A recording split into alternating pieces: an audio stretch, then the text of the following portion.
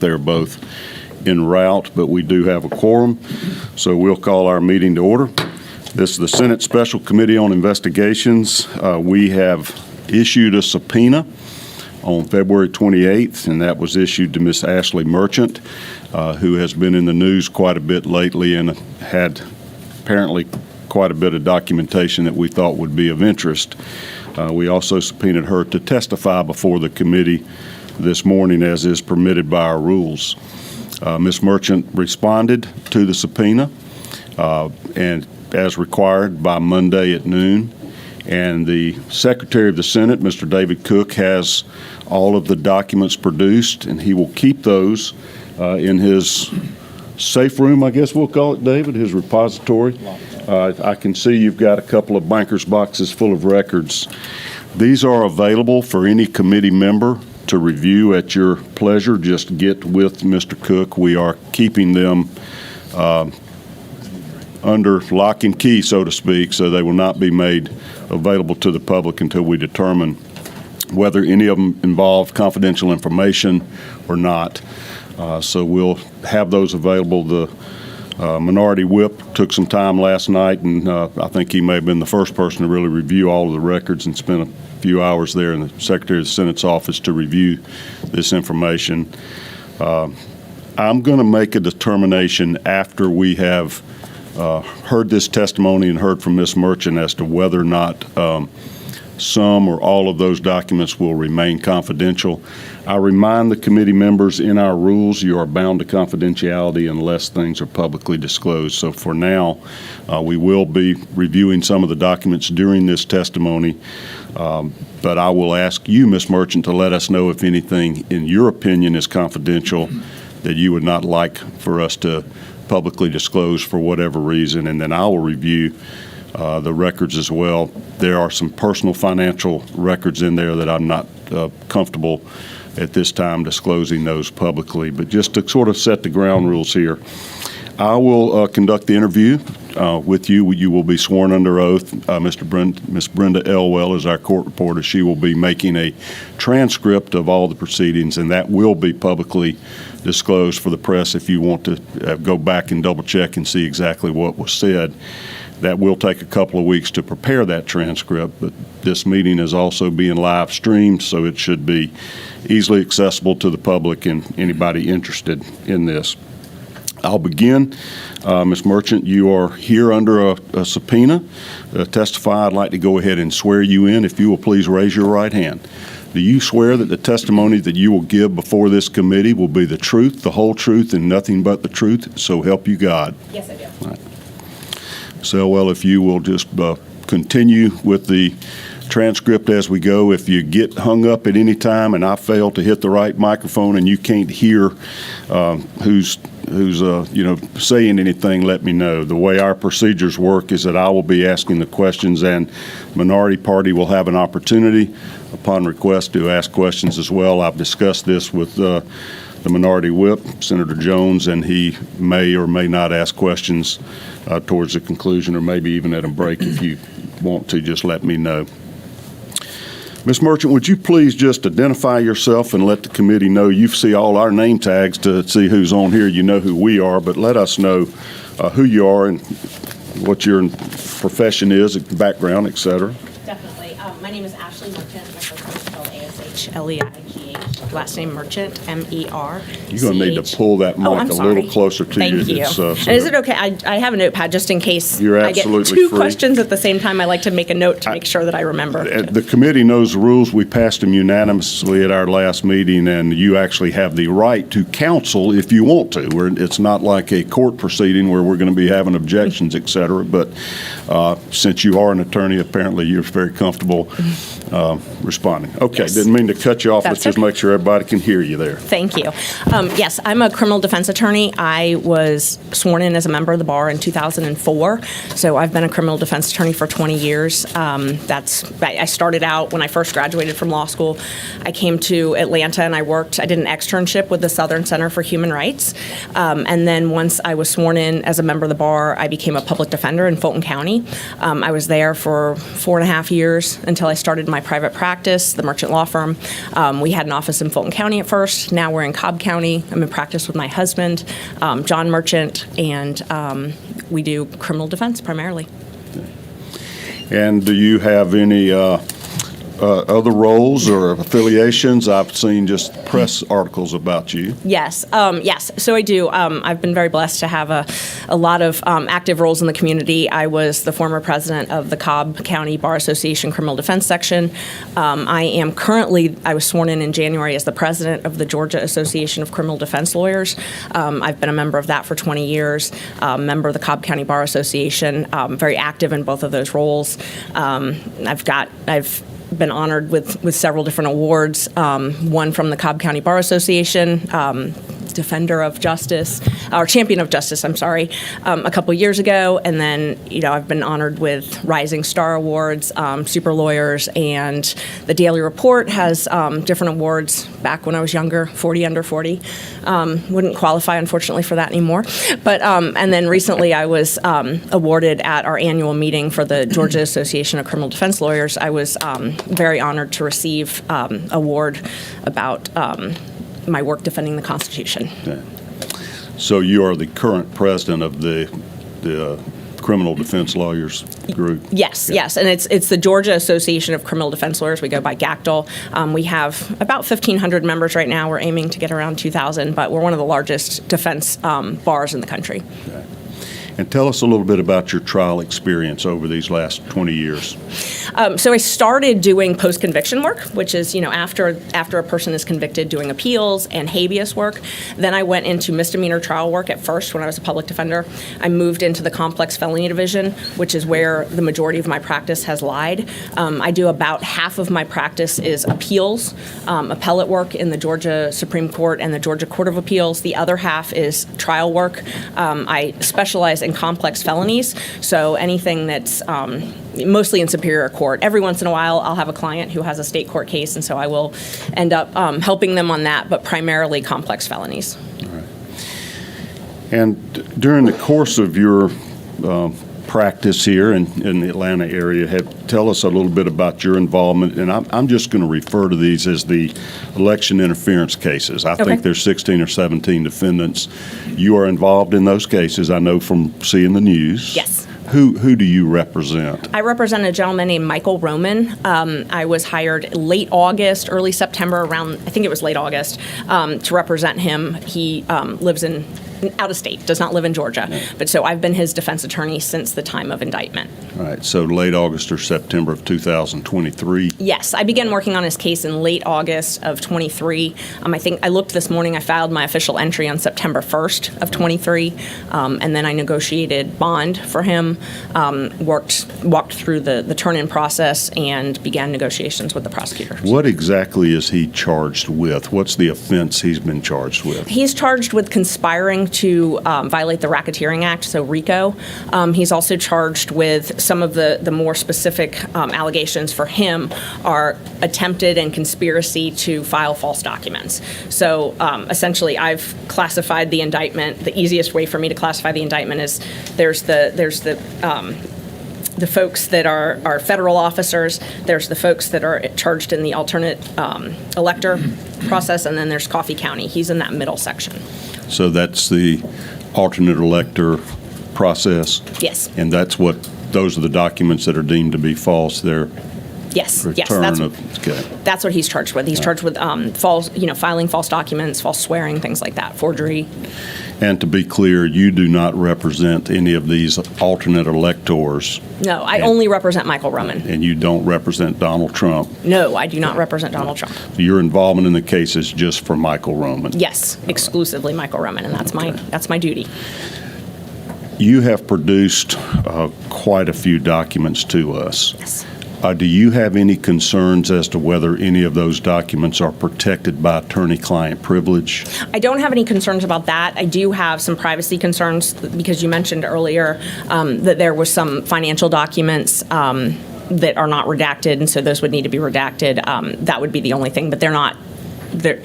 Phone numbers, I believe I redacted all the phone numbers, but there are some financial documents that are probably sensitive. Okay.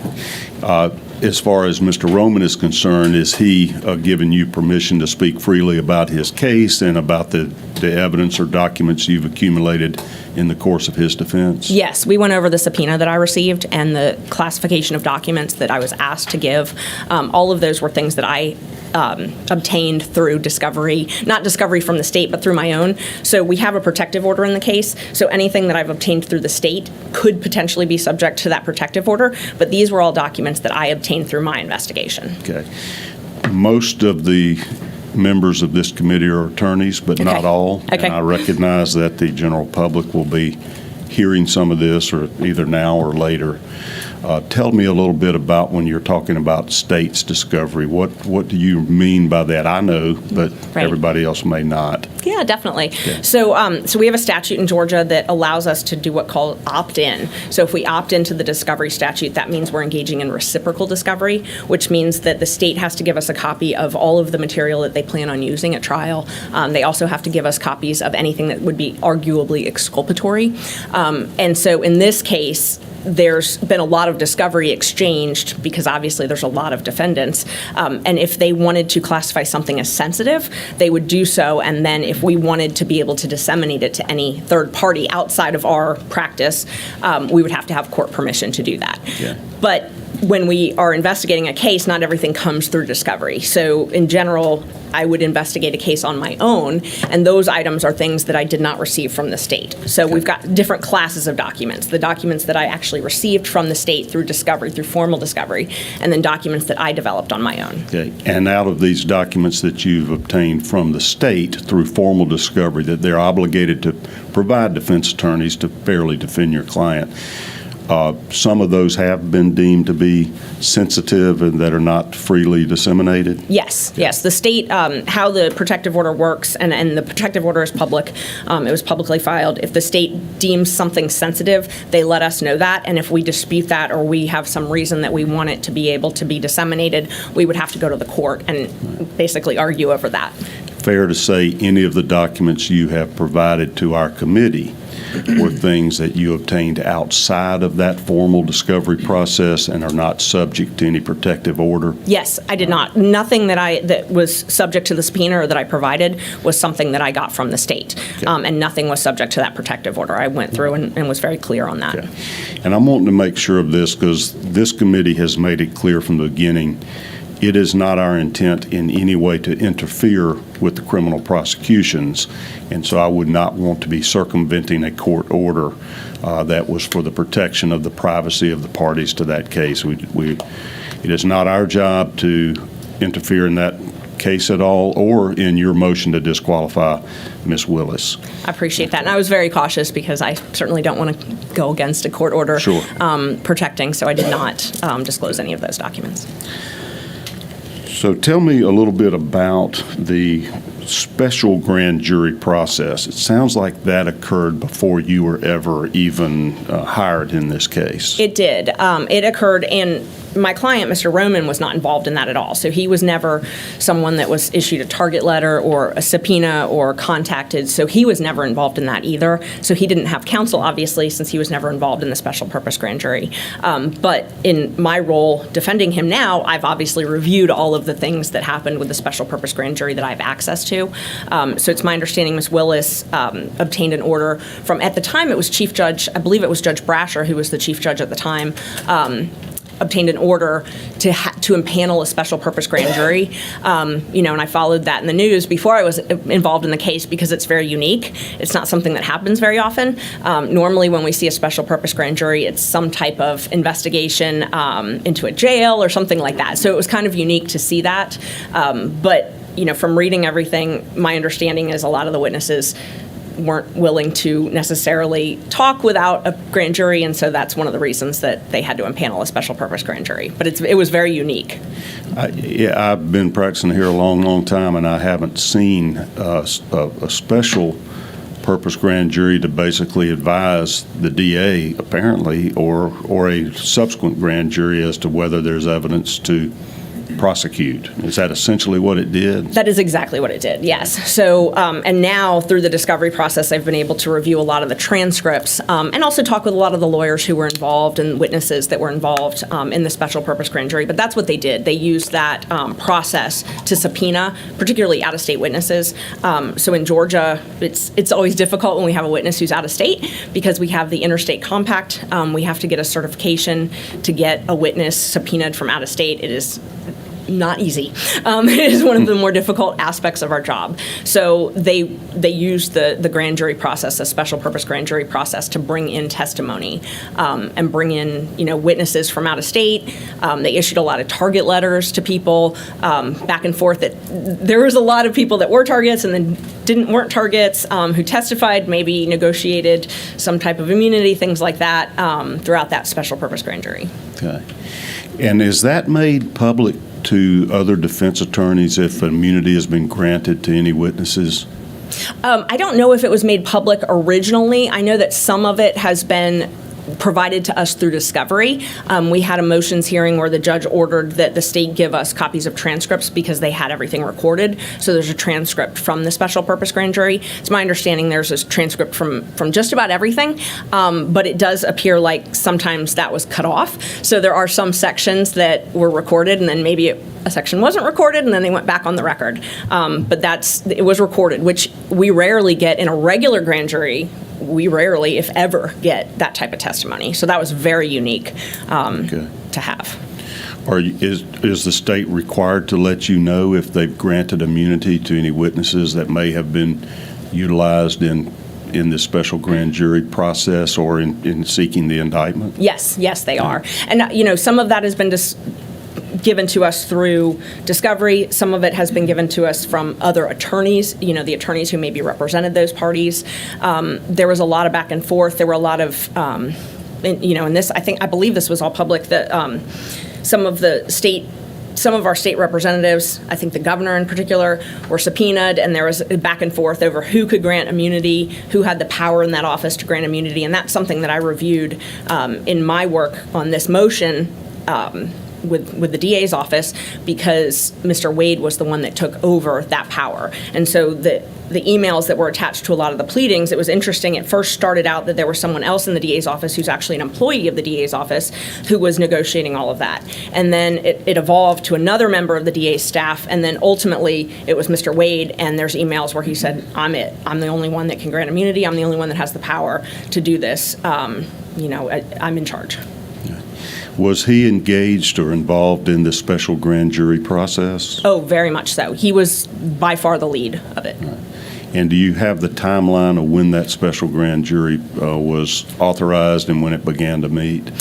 Yes, I don't know the dates off the top of my head, but there is an order, and I can review it. I brought some of the pleadings with me, but it was authorized sometime. So he was appointed, the timeline, he was appointed in November 2021 to work on this case. It was sometime after that Ms. Willis sought the special purpose grand jury and got authority to do that.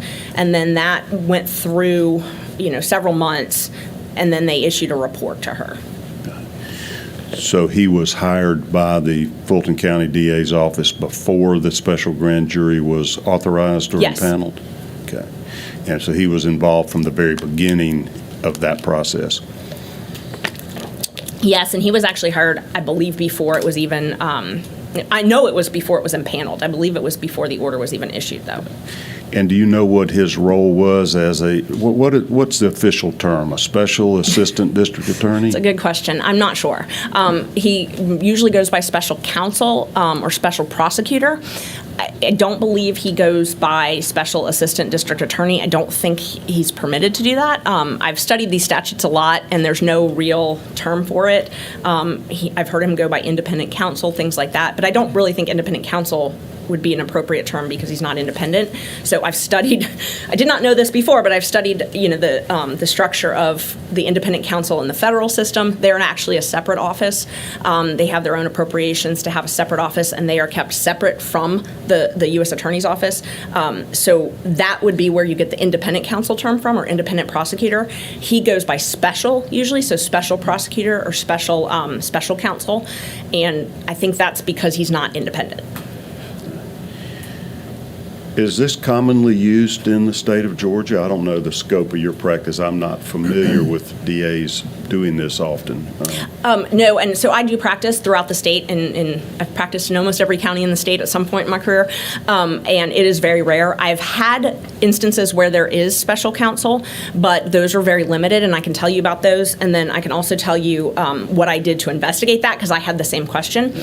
So first— Just so you'll know why we're asking, the scope of this committee is we've heard a lot of the allegations, and you, as a matter of fact, made most of them, or made Right. some of these public, and there's, of course, a public, outrage or uproar or concerns about some of the alleged improprieties that you have brought forth, both, within in the system, kind of what's appropriate conduct, Right. And also financial improprieties.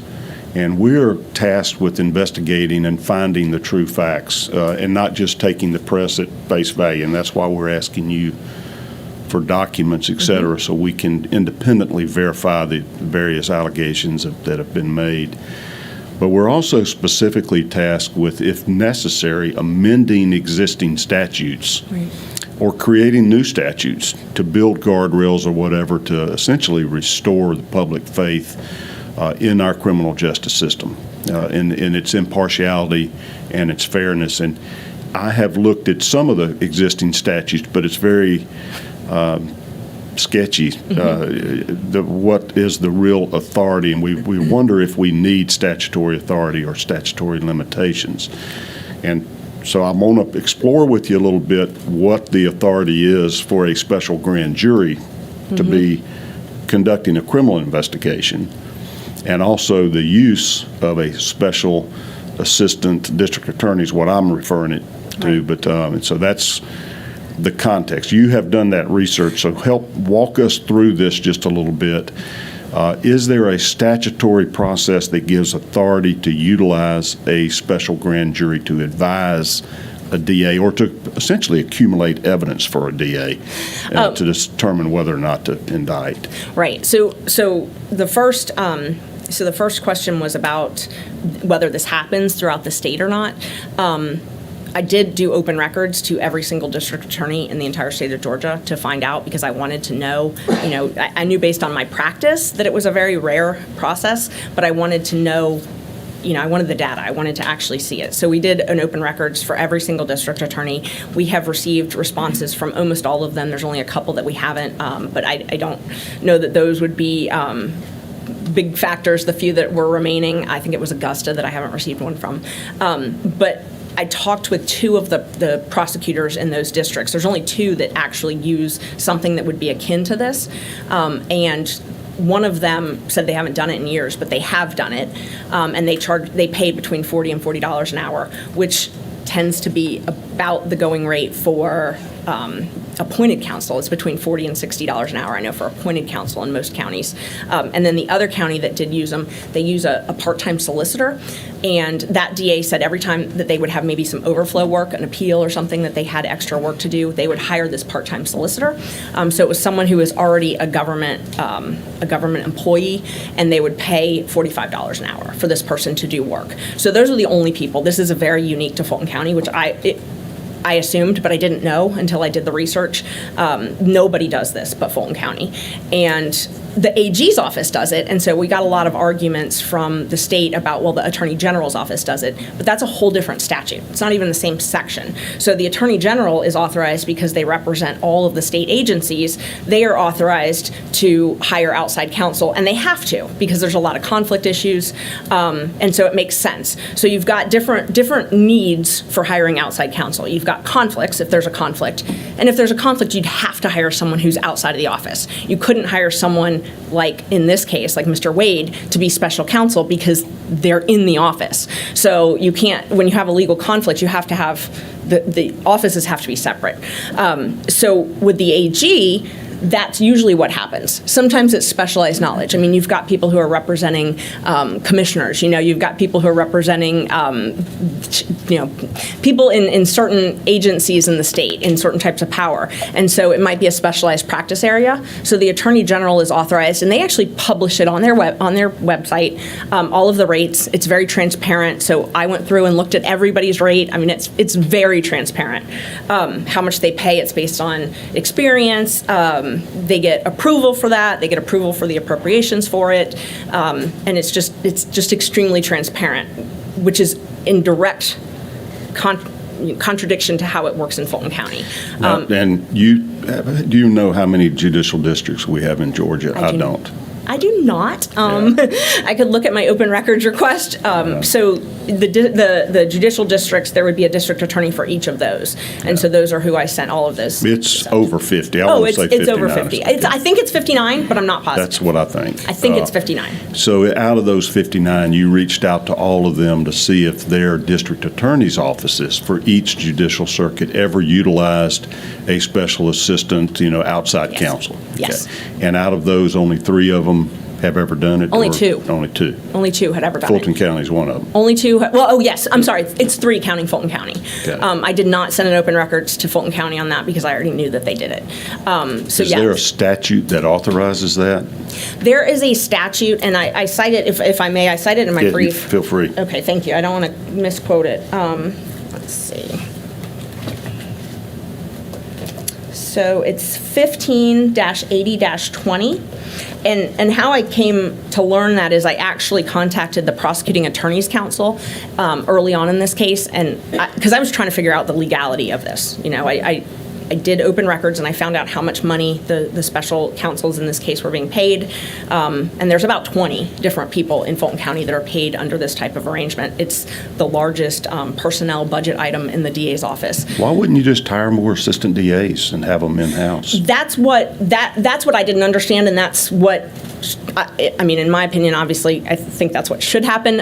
But the reason that it wouldn't happen is because if you're hired as an assistant DA, you can't take private work. So the statutes, and they're all in section 15-18, the one that gives the authority for this is 20. But all of those, if you read all of them, it makes it very clear that if you're going to hire more assistant DAs, they have to be paid the statutory rate. So you can't just pay an assistant DA anything you want. You could not pay them $300,000, something like that. What is that statutory rate? I don't know it off the top of my head, but it is in the statute. I know that, like, District Attorney Willis, for example, I think it's around $200,000, and that's one of the top paid people. So most of the people are paid, somewhere between $100,000 and $150,000, something like that, depending on their role, depending on county supplements. So what the statute says is it gives a state salary, and then you can get a county supplement. But all of that is around that range. I'd say around $150,000. But there's limitations. So to answer your question, why you wouldn't just hire an assistant district attorney, first, they couldn't make as much money as independent counsels, or I'm sorry, not independent, special counsels, couldn't make that much money, but they also would be limited in their law practice. They wouldn't be able to have private practice, and that's by statute. So if you are hired as an assistant DA, you cannot have a private law practice also. Do you know how many there are in Fulton County DA's office? How many special prosecutors? No, how many assistant district attorneys? No, I actually open records that, and it was declined. So we actually have a pending open records lawsuit, which I did bring. I asked for that. I asked for how many were hired, when they were fired, and they declined to give me that under the Open Records Act. So we ended up filing a lawsuit, and that's still pending.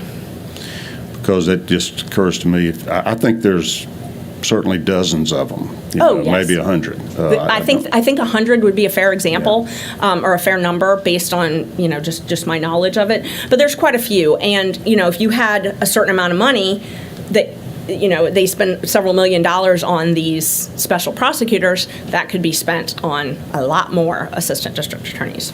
Do you know the process in Fulton County on how you approve the budget for the DA's office? Is that something controlled by the county, or does the DA have total discretion? It's controlled by the county, and I do know I actually went back and watched a lot of budget meetings. They have their budget meetings online. I read a lot of the transcripts, and so it's very interesting. It's kind of a long answer, though. Depending on who you are, in Fulton County depends on how your budget is approved. So, for example, the county attorney, if they want to hire special counsel, okay, and pay them hourly, like in this case, they go and they get that approved at the county level. They actually appear in front of the county Board of Commissioners and say, we need to hire this person at this rate, and they approve the rate. They monitor the bills, they do all of that stuff. So that's what happens at the county attorney's office. Okay, the county attorney represents the county, is not prosecuting criminals like the DA does. Correct, it's civil. So the county attorney does all civil things. In this case, they actually did end up representing the DA in some of the open records issues, which is a whole other issue. So the county attorney, the civil body, they actually go and get county approval from the Board of Commissioners. And there's actually a resolution. So I think I attached as an example in one of my briefs a copy of a resolution just to give as an example. I'm pretty sure I did. And it's very transparent. They get it approved. Yeah, here it is. It's called a resolution, and it's a resolution authorizing funding for additional personnel. And basically, they go and they say, we need this for this project. We need this budgetary item, and it's approved. It comes out of their budget, though. So they're not going and asking for more money for the county attorney's budget. They're just asking to use the county money that they've already been allotted for this special counsel. The district attorney has taken a different position, and I was surprised, so I watched hundreds of hours of Board of County Commissioners meetings just to make sure that I wasn't missing anything, that she never went and asked for approval for any of these special prosecutors. Her budget is granted through the Fulton County? It is. It's in a part of its budget? It is. These special prosecutors have been paid a couple different ways. They were paid with state seizure money. So the first, around $100,000 of Mr. Wade's funding came from state seizure money. It appeared from looking at the budgets for the state seizure that fund ran out. So then it started coming from the general fund. But it was money so Ms. Willis had a budget right around the time that she hired Mr. Wade and these other special prosecutors. She went and asked for more money for a backlog. And so she was given extra money, and that money's been renewed since. It was given to her to hire 55 additional personnel, and it's actually in the resolution. She went in front of the Board of County Commissioners and asked for it. When was that? Do you know? I do, actually, because I attached it to my brief. So I know the dates of things. September 15th, 2021 is when she presented her PowerPoint to the Fulton County Board of County Commissioners. And she gave a lot of statistics about all the unindicted homicides. It was mainly about homicides. There was some about sexual offenses, but it was almost all about homicides. She said that, why am I here? The great trifecta: crime is on the rise, historic mismanagement, and then the COVID backlog. And so she asked for quite a bit of money to hire additional personnel. It was, I can tell you, that year it was $780,000. And that's in the fall of 2021, just before this special grand jury was impaneled? Yes. So that happened. She was awarded that money September 15th, 2021. And she actually did get the resolution and the process that you would normally expect. How much was that addition or increase to her budget? Not to exceed $5 million. Wow. So she was awarded for the end of 2021, which this is September 15th. She was awarded for September until December 31st, $780,000. It said, and then the next year, not to exceed up to $5 million. All right, so hang on for 1 minute. My vice chairman here, Chairman Dolezal, is way more high-tech oriented than I am. Okay. He has downloaded some of your documents that you produced to us that I had asked him to have available so we could see them here. And I think you have produced to us this PowerPoint presentation that Ms. Willis made to the County Commission in September of '21 to allegedly fund a backlog of murder cases, et cetera. Yes, right? that would be Exhibit A to that motion. Yes, Okay. that's it. And is that what we have on the screen here? Let's see if we can flip this one right. It is. Okay. So this is part of her PowerPoint presentation for additional funding over and above her previously appropriated budget from the county? Yes. Yes, it is. Okay. All right. So what were the county procedures for approval of funding for, additional outside counsel, or in this case, it sounded like she was going to hire 55 people in-house to help Right. with the backlog. Does the county have guidelines or rules or regulations as to how you get funding approved for either additional staff to work on her backlog of homicides or for special counsel to assist you? Oh, yeah. Yes. What are those proper procedures? You have to get approval by the Board of County Commissioners. And the statute that I cited originally, 1820, that statute actually is the one that it says that you can hire additional personnel like this, but it has to have county approval. Okay. So, the statute says it already. When you were asking about changing statutes, it's clear in the statute that it has to be approved by either local law or the governing authority, which would be the county in this place, and in this instance. And it's very specific that it can't be paid with state funds. Anything in that September 15th of 2021 proposal or request for funding that addressed or contemplated special counsel to pursue indictments against folks for election fraud? No, not at all. And I watched the video. It's online. Her speech, where she used the PowerPoint in the speech. There's nothing about that at all. And in fact, what was submitted was pretty specific. It was to hire 55 new employees, not contractors, employees, in November 2021 and December 2021. And I did open records based on this, asking who was hired and the dates of hire, because I wanted to be able to track that, and that was denied. And who made that denial, the DA's office or the county? The DA's office. And I did bring the open records lawsuit, just in case you had any questions about that. So it was the county, and I can tell you when I filed it. Let me see. And we went back and forth, and I requested it several times, but it was Dexter Bond at the DA's office who sent a letter back and said, we don't have that. We don't have to give it to you. He's like the chief assistant for Fonnie Willis. He is, and he's also the one who went to the Board of County Commissioners whenever they needed funding. So, if they had some large printing, and they had a big rebranding campaign where they had a lot of money that was spent on this rebranding, like posters and things like that around the office, and he had to go and testify in front of the Board of County Commissioners to get that paid because they were not paying it. So he's sort of the go-between with the Board of County Commissioners. His official title is something like Chief Legal Officer or something like that. But he's an attorney.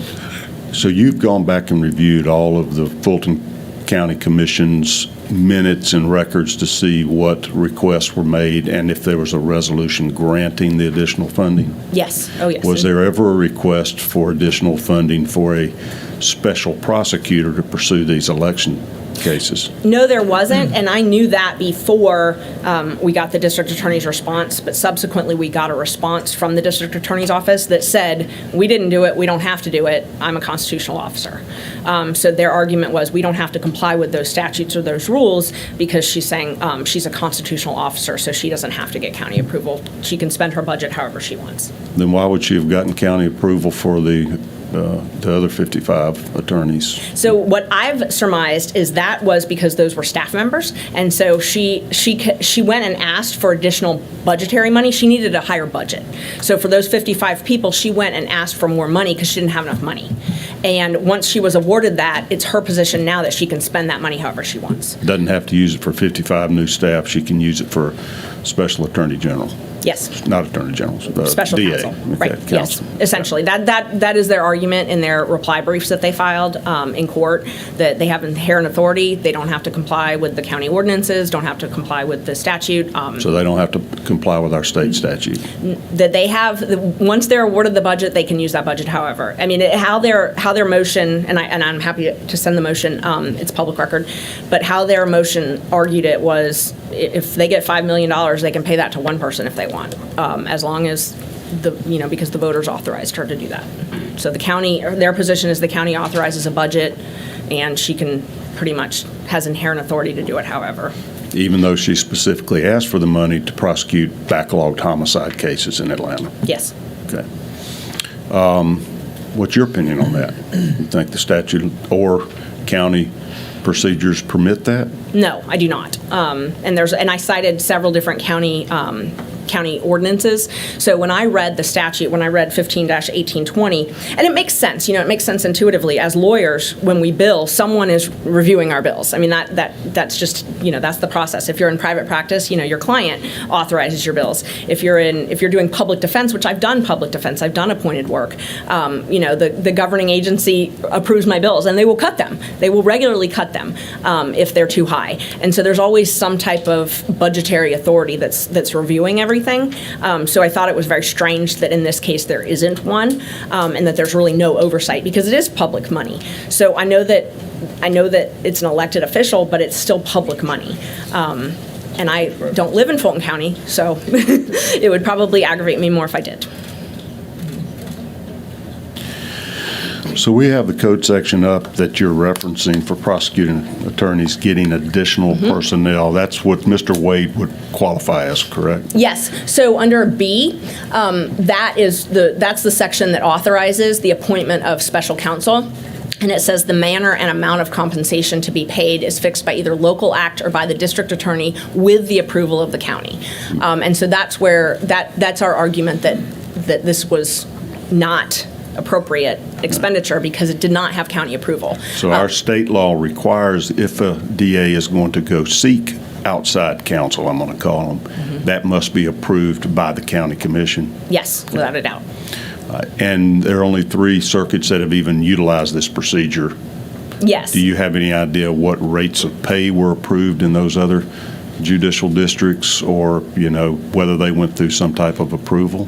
So one was $40 and one was $45, and the annual amount that they spent did not exceed $2,000. And what did Mr. Wade receive? He's received about $700,000 so far. And what's he paid per hour? $250 an hour. Has Fulton County been given any opportunity to approve or reject those bills, or the fact that he's even hired? No, and that's an interesting point. So one of the things that the district attorney argued in their motions was that they don't have to have the actual bills approved. So she is the one that approves the bills. So essentially what happens was he would submit an invoice and she would sign off on it and send it to purchasing, and then purchasing would pay for it. So their argument in their motion was that the oversight is by purchasing saying a pay, that she would be the one that reviewed the time. So Ms. Willis reviews the time, and then it gets submitted to purchasing, and purchasing then pays it. And so that's the oversight, in her opinion. In the state's opinion, the oversight is from purchasing, but purchasing just gets a bill and pays it. They don't actually look at it and see if the work's done. Does Ms. Willis do that? Is she required to approve these bills submitted by the special counsel? So the contracts indicate that the bills are submitted to her. She doesn't sign off on all of them. A lot of them were signed off on by other people in her office, purchasing people and things like that. So there's no evidence that I was able to find that she actually scrutinized these bills or reviewed them or anything like that, but she may have. Okay.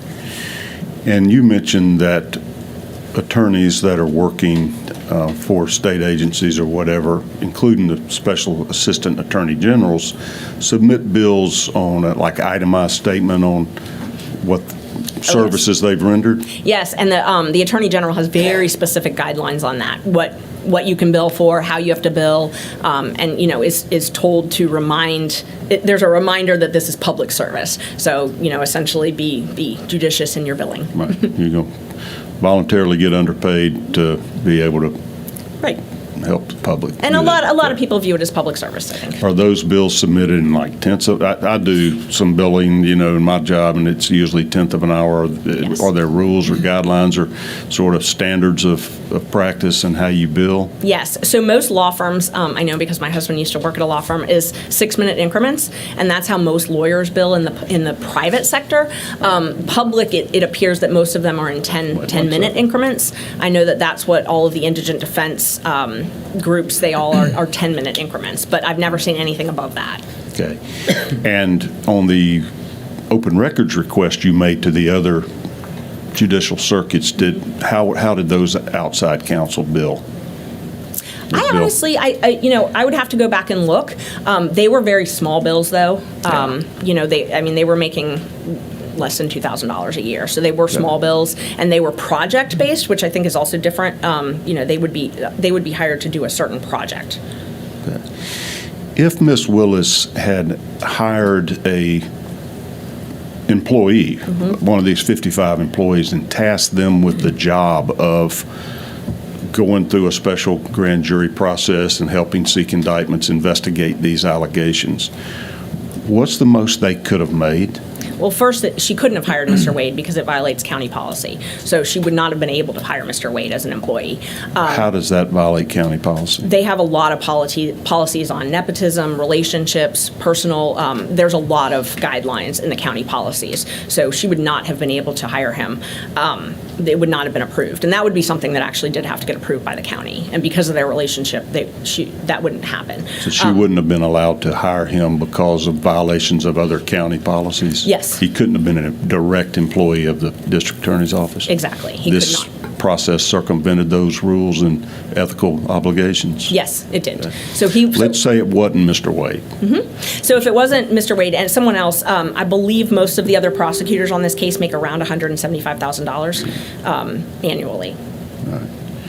I interrupted you, I'm sorry. That's okay. No, that was Back- the answer. So, if she had hired Mr. Wade or somebody else as a salaried employee, they would make around $175,000, most likely. So using this technique that didn't obtain approval and didn't have to follow the ethical guidelines of her own office, she was able to pay him $700,000 over 2 or 3 years. Yes, and Way more than he would have made as an employee. way more, and also he's able to have a private practice, which is significant because you're not able to have a private practice if you're an employee. So that's a big issue. Have you reviewed his billings? Yes, I have.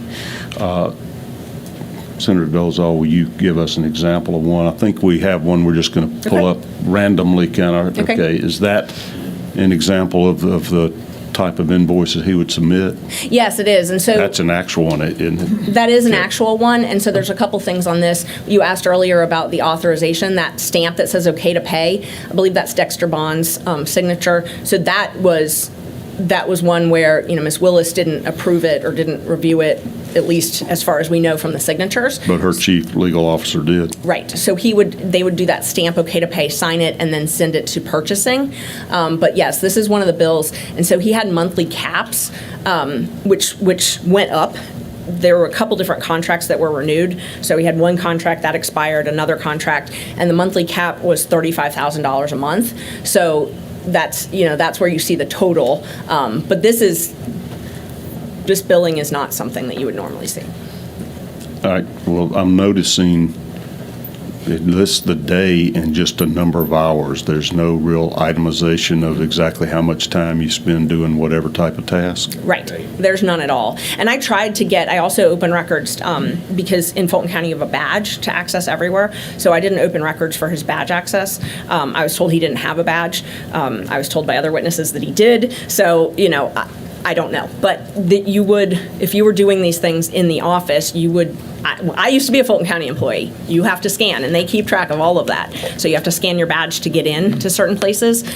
So if he's doing this, even as a contractor, contractors at the jail have badges. The medical providers have badges. They all have the badges that they scan. I open records to the sheriff and the DA's office, and both of them told me that he did not have a card, an access card. But in order to do this, I would assume he would have to have one to get into the DA's office, and I have been told that he had one, and those you would be able to see when he went in and out. Okay. But I was denied that. Anything unusual or irregular about, this is just an example, Bill, about the way he billed the county? Completely. I mean, you would never see this. This is what I would call block billing. So one of them, for example, it's 28 hours over the course of 2 or 3 days, team investigation meeting and drafting. I went back and looked to try and see, a lot of these were like drafting. And at the time, I'm not sure what would have been drafted because most of this was during the special purpose grand jury. So there's not really a whole lot of drafting. We've obviously never seen anything that he specifically has drafted. But I also calculated these team investigation meetings. So the majority of the billing are things like meeting with team. So if you see here, it's got team investigation meeting. Then it's got team meeting and argument prep. And then meeting with team. Most of his billing is meeting with team. Team meeting, team investigation, team brain drain. He called it different things like that. But I went through, and that's the majority of the bill. And this wouldn't be standard from what you see at block bill in 8-hour increments instead of, you said, 6-minute increments or No. more specifically, and does not really give a lot of identification of what's being done. It gives pretty much zero, in my opinion, identification. I mean, this is not something that we would be able to submit to a client ever.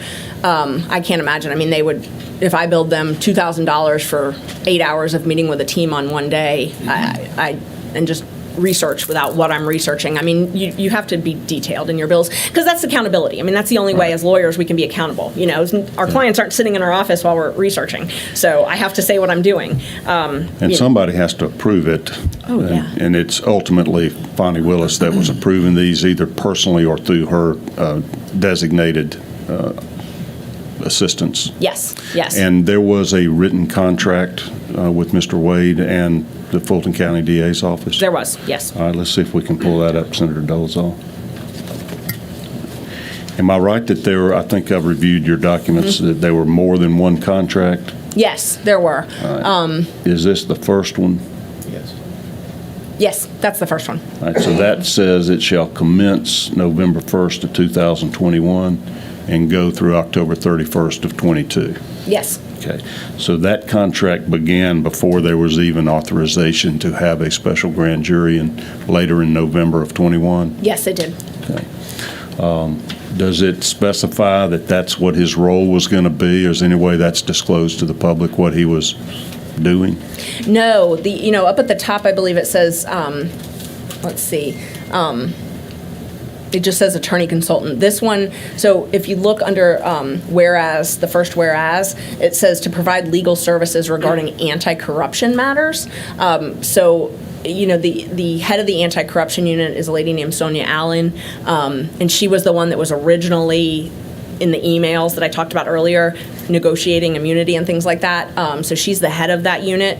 So the DA's office has their own special anti-corruption unit already in-house? They do, and they have a director of that. Sonia Allen is the director, or chief assistant. She heads that unit, and she was the one that was originally on the emails negotiating immunity and things like that. And then it switched over to, there was some issue, I believe it was with Governor Kemp, on him testifying when, all of that stuff, and Mr. Wade took over and said, I'm the only one with authority.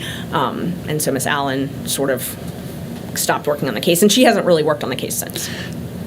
From your experience and your knowledge of Mr. Wade and Sonia Allen, does he have any special unique experience or expertise that would make him better at this anti-corruption work than the head of the anti-corruption department in the Fulton DA's office?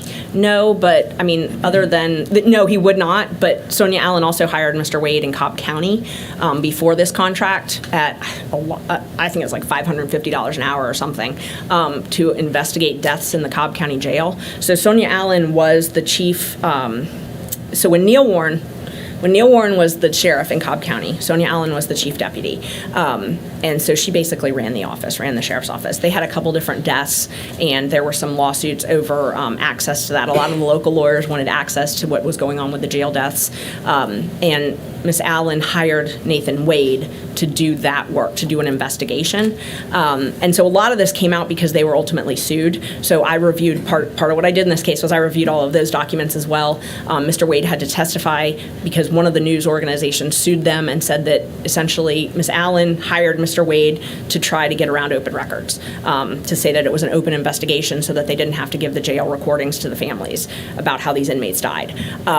Mr. Wade was a witness and had to testify, and he had billed a lot of money, which I don't have the figure, but I've got the invoices, but he had billed quite a bit of money to Cobb County, but hadn't produced any documents. And so he had to testify, and his testimony was that everything was in his brain, that he didn't have any written documents from anything. But that's where. That was some years before. That was some years. I think it was in 2020, maybe. So it was right before this. When did Miss Allen get hired by the Fulton DA's office? When Miss Willis took office. So when Miss Willis took office was the same time that Mr. Warren, who was Miss Allen's boss, was no longer the sheriff in Cobb County. So a new sheriff was elected, Craig Owens, and so he was elected in Cobb County. He took over that office. Miss Allen no longer had a job, and she was hired by Miss Willis to head the anti-corruption unit. Okay. So from your documents you've produced and your news stories that I've read it, apparently there were other special counsel that were hired by Ms. Willis? Yes. And to work on these specific RICO cases or election fraud cases? Yes, so there's several. And so that's kind of a longer answer because there's a couple different classifications. Mr. Wade was, at the time that he got this contract, he was law partners with a gentleman named Terrence Bradley and another gentleman named Chris Campbell. So it was a three lawyer firm. Both Mr. Wade and Mr. Campbell had contracts also. They actually had contracts before Mr. Wade. So they both got contracts the month that Ms. Willis took office. They got contracts to do what's called taint work, which is essentially if for anti-corruption, because it's a lot of police brutality cases, if there's things that could be considered privilege. So let's say the police union had a lawyer doing an investigation, they subpoenaed those records, those are privileged. Somebody has to review those to see what the DA's office can actually see.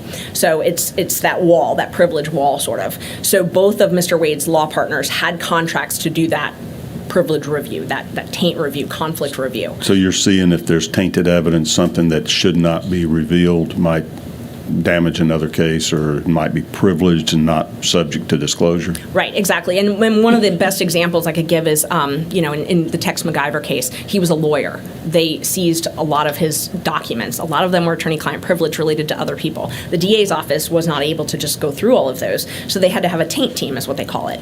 And so that taint team, and I don't know which cases, but the taint team involved Mr. Bradley and Mr. Campbell, who were Mr. Wade's law partners. So basically, they're reviewing documents to see whether they should be produced or privileged by attorney-client privilege or something else. Exactly. Okay. Not exactly prosecuting criminal cases then. No, they weren't prosecuting criminal cases. But Mr. Wade testified that they were law partners at the time, so that he would have shared a third of whatever contracts they got. So those contracts, he was getting paid essentially from the law firm as well. All right. So on this case, these RICO cases that you're involved in, one of them, there are other special counsel in addition to Mr. Wade? Yes. So there's two other, on this case particularly, there's a lady named Anna Cross and a gentleman named John Floyd. And John Floyd has worked with the DA's office for many years. I actually was involved in another RICO case year before this one, which luckily my client resolved his case, so I'm no longer involved in. But that case, John Floyd had also helped craft the indictment. And, he's sort of known as a go-to person for racketeering cases, so the district attorney would regularly call on him to help in drafting indictment. Anytime we would file what's called a demur, which is a motion to quash an indictment, he would usually be the one that came and argued it. And then Anna Cross was also hired, and she really focused on the work in federal court. And both of those sort of make sense to me because Fulton County prosecutors they're not necessarily barred in federal court. It's not something that would be required for your job. When I was a public defender in Fulton County, I wasn't barred in federal court. I had no need to. I wouldn't have paid the dues, wouldn't have done that. So, it's not something that would be required for their job, but Ms. Cross is experienced in that. So she was hired sort of as a subject matter expert to litigate some of the federal removal issues in this case. Did those two individuals have contracts with the DA's office as well? They have had contracts historically. They do not currently have contracts. It's very odd. Did you review their billings? I did. I reviewed their billings. Stark contrast. So Mr. Floyd, for example, he was only paid at a rate of $150 an hour. And Same case. And he More is experience and expertise in RICO cases. I mean, everybody would agree. I think that John Floyd is one of the preeminent experts on RICO. Yeah. I believe he testified in front of the Georgia legislature when RICO was passed. Did he have to submit itemized invoices? He did, and his were very different. His were significantly reduced, and the big difference was he billed for the time that he was working on the case, not necessarily like 8 hours for team meetings and Do you things have like itemized billings? that. Very much so, And yes. what increments did he bill in? I might have some of his contracts with me, but it was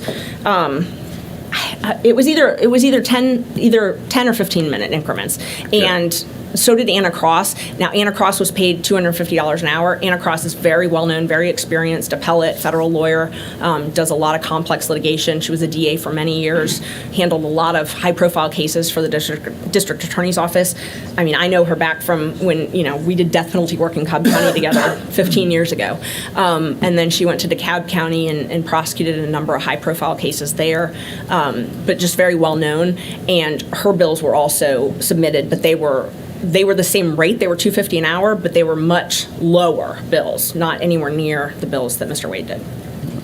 Do you know how much Anna Cross has received during the course of this criminal prosecutions or I'm not sure. investigations? I might. Let's see. Okay. You said Mr. Wade had about $700,000 so far? Yeah. Oh, Miss Cross was under $100,000, I believe. All right. So if she's under $100,000, what about Mr. Floyd? Mr. Floyd, much lower, even lower than Anna Cross. He has not billed in a while, so I've subpoenaed, or not subpoenaed, I did subpoena, but I also did open records for all of his bills. We've not been provided anything recently from him, so I'm not sure if he actually did bill, because his contract said you have to submit the bill within a certain amount of time. So I'm not really sure. They stopped responding to my open records requests, but when they did respond, they were very, very limited, very small bills. Okay. And your open records request was to whom? The Fulton County government, the commission, or the DA's office? I did them to all of them, and once especially that they stopped responding to them. So they have a portal, and if you go to the DA's office and you click open records, it takes you to the Fulton County portal. So if you try to submit it to the DA's office, it necessarily goes to a portal for the entire county. So you have to submit it through those. So that's where I would submit it. You can designate, I think this is the DA, I think this is budget, things like that. So I would be over-inclusive just to make sure that I wasn't missing somebody. But every single time they would route it to the DA's office. So I would get a response that said it's been routed to the DA's office and, we're waiting on the response. There were one or two that I got from the county that didn't appear to be routed to the DA's office. Right. And so who's refusing to produce these records to you? The letter came from Dexter Bonds at the DA's office. And Dexter that's Bond. why you sorry. filed a lawsuit against the DA's office to force them to comply with open records? Yes. Okay, that's still pending? It is still pending. Fulton County Superior Court? It's Fulton County Superior Court. It's assigned to Judge Krause, I believe, and the county attorney contacted us and says they're going to be responding. So the county attorney is actually defending that lawsuit. Right. And so they're telling you they're going to respond to the case or respond to the request now? You're waiting to I believe see. the case. I haven't received any documents, so. Fairly recent filing you filed there, or that lawsuit? Yeah, so we filed it in January, and then they had a little shutdown in Fulton County where nothing was able to be file stamped. Our process server couldn't serve it until it was file stamped, and the Odyssey, the e-file system in Fulton County was hacked, and so it was shut down for a while. So it took us a little bit of time to get a file stamped copy back, but it's now been served. But it was filed on January 30th. Of 2024. 2024. Okay. And I have a copy, which I don't have that. I- If you would provide us with Happy that, to. then we'll give it to the Secretary of the Senate as a supplemental response to the subpoena. I'm happy to. This is a clean copy. Okay. Yes, so you all can. So what's the relevance this. to you? Why did you seek these billing records of these attorneys? I wanted to compare the different billing, the different styles of billing. Also, there had been an allegation that I was singling out Mr. Wade, and so I thought it was relevant to see the rates that the other attorneys were paid, their billing, what type of billing, if they billed for everything. Just for example, when we're in court, one of the prosecutors may be arguing, Mr. Floyd and Ms. Cross aren't there billing, but Mr. Wade is always there. So that was one thing that I noticed, and I understand now that their response is that he sort of is like a case manager almost, so I guess that would be why he's always there, but I wanted to compare them and see. Okay. I think I want to show a couple of things. Senator Dolezal, I want to show some of the other billing records, particularly ones that showed the trips to D.C.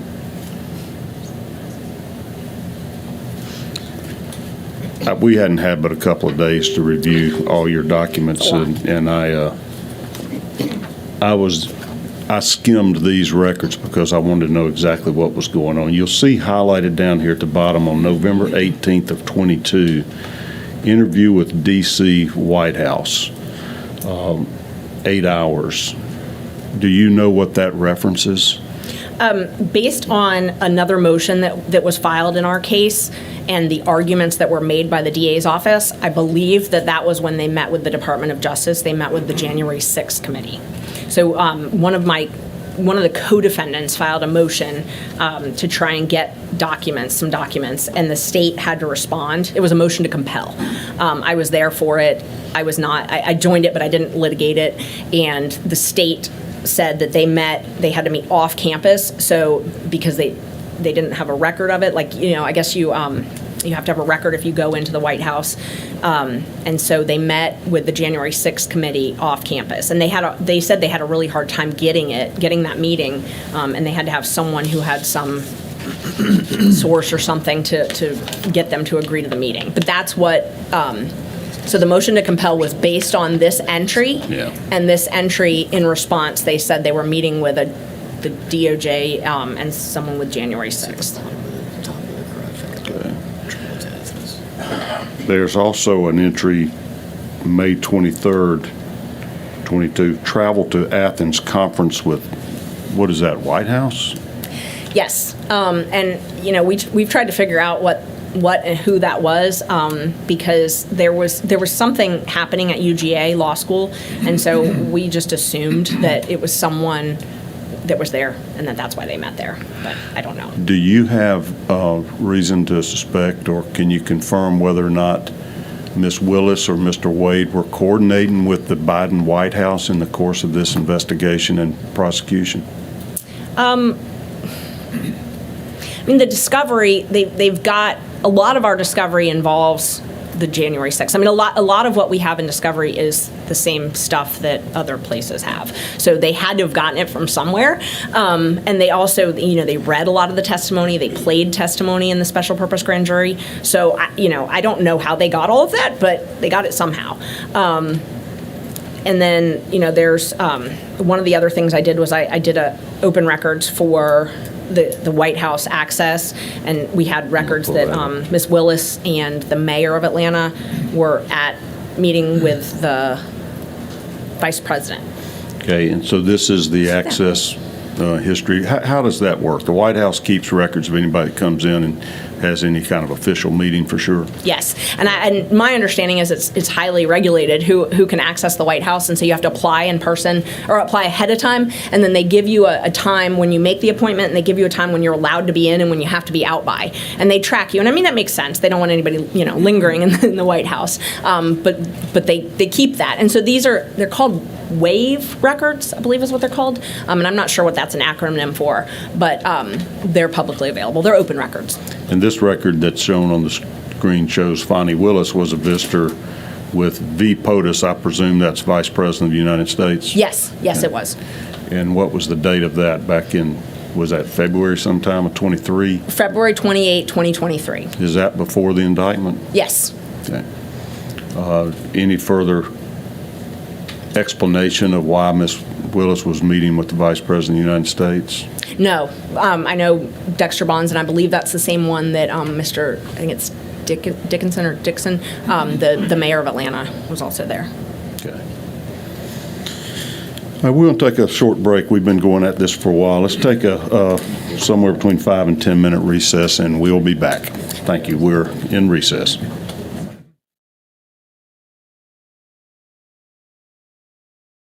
In order. We were reviewing the billing practices, the contracts that the various outside counsel had, and I've pulled up here one section of Mr. Wade's bill for the really early on in his involvement in the case. As I recall, it began on November 1st of 21, so this would be out of his first bill. I see on November 5th, prepare case for pretrial, 24 hours on one day. What do you make of that? I mean, I thought it was astonishing that, you didn't sleep for 24 hours. I've been to trial. I'm sorry. I've been to trial and had to work long hours, but 24 straight. But we did question him about that at the hearing, and he said that that's when it was concluded. So how he explained it was November 5th is when the work was concluded. And so he had done that work up until then, and that he only billed when it was concluded. So he said that the 24 hours, who knows when it spanned, but that how he billed was Would have had to concluded. be between November 3rd and November 5th, though, right? So it had to be on the 4th and the 5th, 12 hours a day? It had to be. At least. And, the other thing that I noticed with this is prepared cases for pretrial. At this point, it says anti-corruption unit. His two law partners are the conflict lawyers for the anti-corruption unit. So you've got it's like my husband couldn't represent someone who's adverse to me. Like my husband is my law partner. He can't be doing privilege review on a case I'm prosecuting. So he's consulting on anti-corruption cases for the DA's office where his two law partners are doing the privilege review at the same time. That plus the 24 hours are the two things that really struck out to me. So, but the only role he had was this prosecution of this election fraud. Yes. Okay. Yes, the only role. Okay. So when it says anti-corruption, that's the corruption. We're looking at election interference. Yes, he's never worked on any other case. All right. Let's see that other bill there, Senator Dolezal. All right, so here's another one, if you can see that okay. This is the one we put up earlier. It looks to be much more specific date-wise anyway than just, those 24-hour chunks like that. Okay. Right. I mean, it's more specific, but it doesn't say what, like, just for example, team meeting and argument prep. Argument prep for what? I mean, normally when we do bills, we would say, argue motion to dismiss or argue whatever the motion is. Research, what are you researching? Researching statutory privilege, whatever it is. Yeah. Now this one, he shows date ranges when it's over multiple days. Like down at the bottom, 426 to 427, 18 hours. Right. If I'm reading that right, or 16 hours. But on that previous one, he just has one date, 24 hours. Yes. Okay. And you say these are approved by Fonnie Willis. By contract, she has to approve these billings. Yes, she does. Okay. And those are approved by her. So if there were any questions, and as a lawyer, when we submit bills to clients, they regularly question, and I know when I've done appointed work, they regularly question that as well. You have to list exactly what you're in court for, exactly what you're drafting. You can't just say prepared cases. You've got to say, what did you prepare? What did you draft? So, the county, in Cobb County, for example, they make you actually attach motions. If you do like an appeal or something and you're billing for that, you have to actually attach it to prove that you did the work.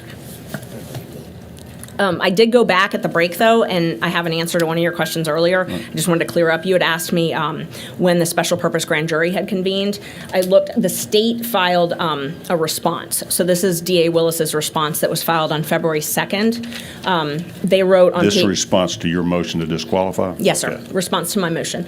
On page 13, they wrote, shortly after his appointment in January 2022, District Attorney Willis petitioned the Chief Judge of the Superior Court Court to convene the Superior Court judges to consider her request for the special purpose grand jury, to conduct an investigation into the facts and circumstances relating directly or indirectly to the possible attempts to disrupt the lawful administration of the 2020 elections of the state of Georgia. And they attached that exhibit. So you had asked me earlier when she petitioned.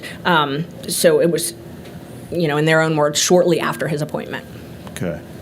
So this whole, the cases are about attempts to disrupt, because obviously Georgia certified Biden as the winner, and he got inaugurated, that following January, and this is years later we're having this whole investigation. Yes, attempts. And my client specifically is charged with attempt and conspiracy. So he's not charged with actually doing a specific act. He's charged with conspiring or attempt, depending on which section you're talking about in the charges. Some of these itemized statements show drafting. Yes. Did Mr. Wade draft any documents to your knowledge, or prepare any legal documents at all? No, not that I'm aware of. And that would be. Did he sign any pleadings as if he was the drafting attorney? No, and he's not the one that usually files them. Will Wooten is the one that usually does the filing. There's two other prosecutors that also do it. Alex, and I don't want to butcher his last name, starts with a B, but he does it, and then Grant Rude. Anna Cross has also filed pleadings, but not Mr. Wade. In your review of all of his billings, did you ever see where any of his time or bills were cut or reduced by whoever was reviewing them and approving them, either Ms. Willis or her deputy? No, I never saw any questions. And her response, or their office's response, doesn't indicate that was ever done either. And your experience when you were doing like your public defender work, that you were reviewed and they cut your time? Oh my gosh, yes. Yeah, when I first left the public defender, I had a couple clients that were in the appeal process, because I was in the appeals division when I left, and I didn't want their cases to linger, and I didn't want a new lawyer to have to kind of just pick up right when they were going to the appellate courts. So I kept some of them. Some of them the judges appointed me, and so I would be paid, I think it was $50 an hour, $45 an hour, something like that. And then some I just took pro bono, but I had to get those bills approved. I mean, they were regularly cut. On Mr. Wade's contract, he was allowed to bill, he was capped, he could not bill more than $35,000 in any given month? Yes. Yeah. And that was not, so the original contract before the special purpose grand jury was started was a lower cap. This was the cap for the majority of his work during the special purpose grand jury and then now. So he had a contract November 1st, 2021 up until October 31st, 2021. And the cap was lower for that. Then there was a period of, I think it's 15 or 16 days where he did not have a contract. Which also happened to be one of the times they were out of town. But so they re-upped the contract November 15th, and then it had a cap. But the cap was significantly higher. Okay. I mean, I don't remember the first cap, but it was not $35,000. Here is a document you produced. I think you prepared this summary that shows all the payments that he received. Either I did this, or this might have come from Fulton County Purchasing. All right.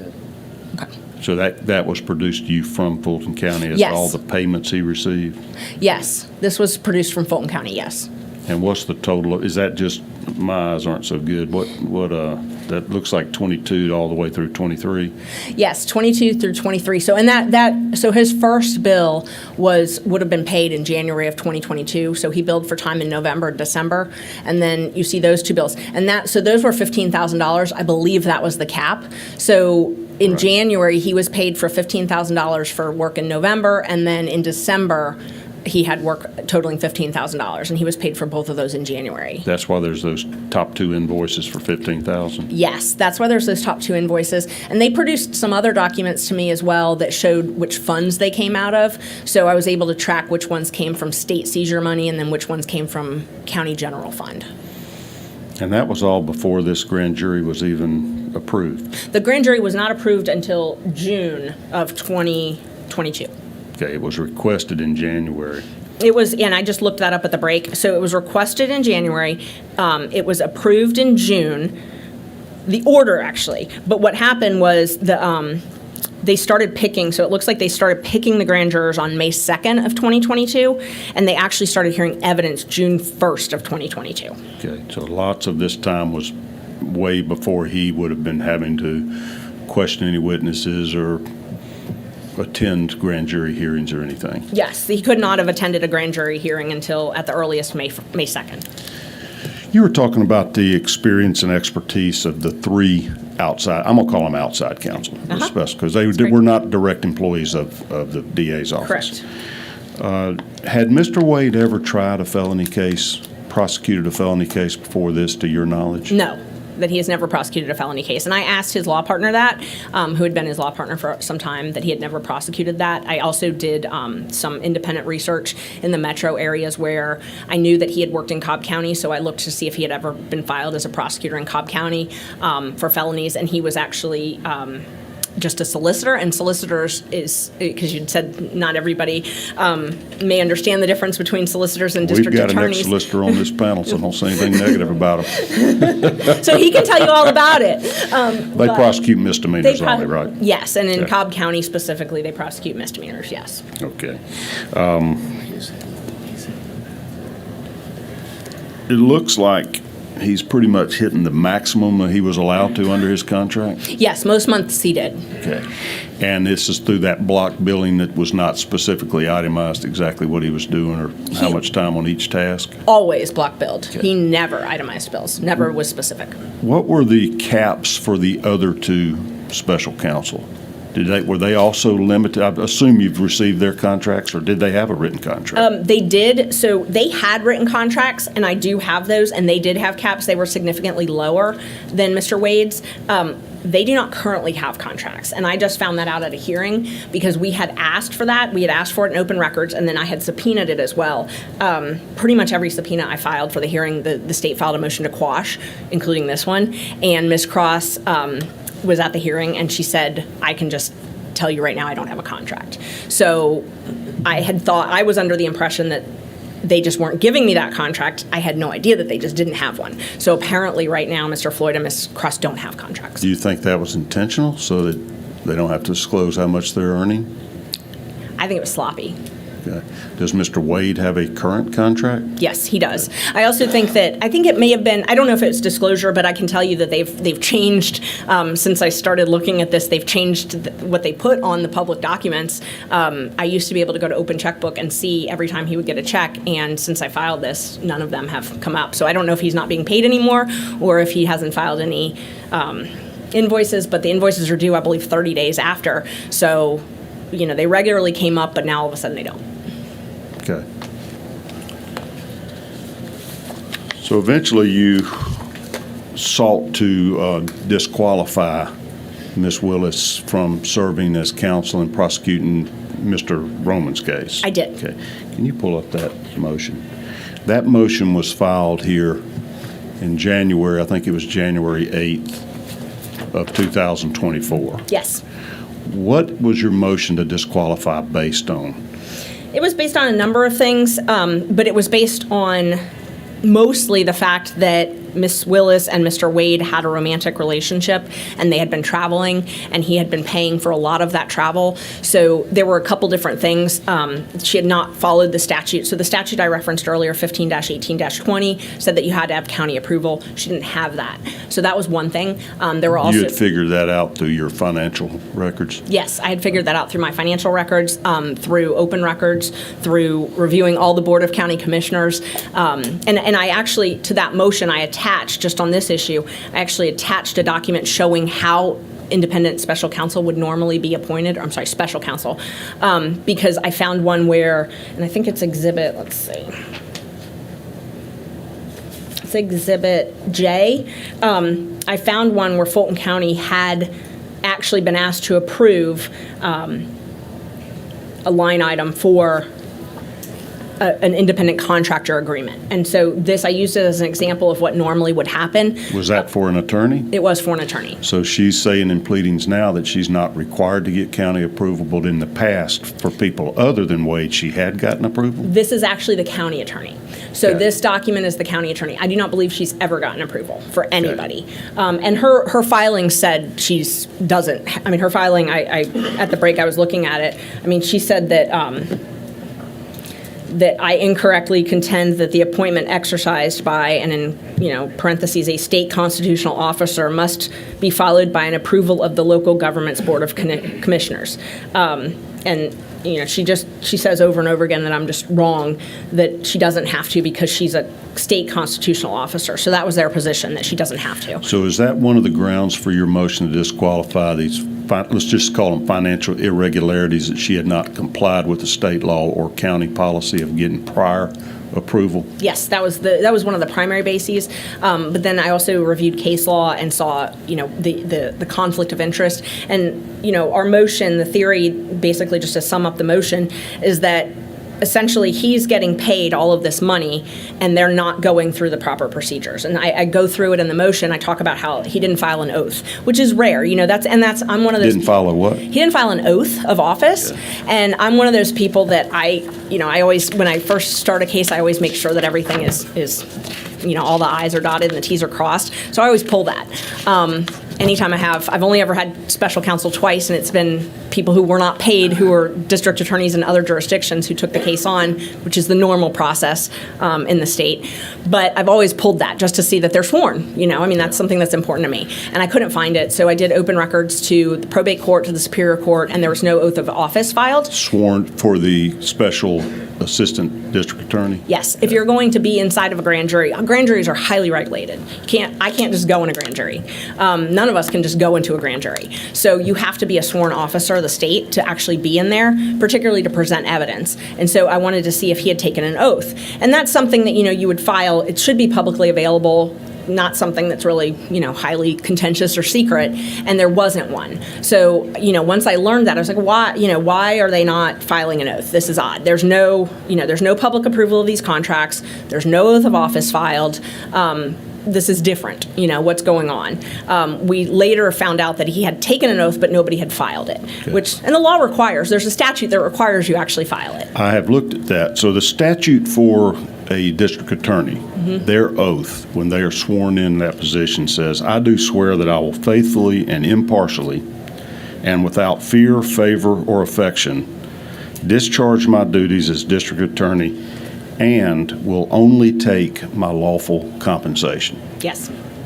So help me God. Did Ms. Willis sign her oath that swore she would not take any unlawful compensation? Yes, she did that, and then she also filed some disclosure forms that are required. There's financial disclosure forms that Fulton County requires that you file every year, and you have to disclose if you've received any gift over $100. So from anybody doing business with the county. And Fulton County is I used to be a Fulton County employee. They are very strict on those types of things. So anytime there's anything that could be construed as a gift over $100, and I've gone to lunch with prosecutors before who wouldn't let me pay for lunch because they're like, what if it's over $100, So people do take that pretty seriously. So that would apply to Ms. Willis would not be allowed to receive gifts from whom?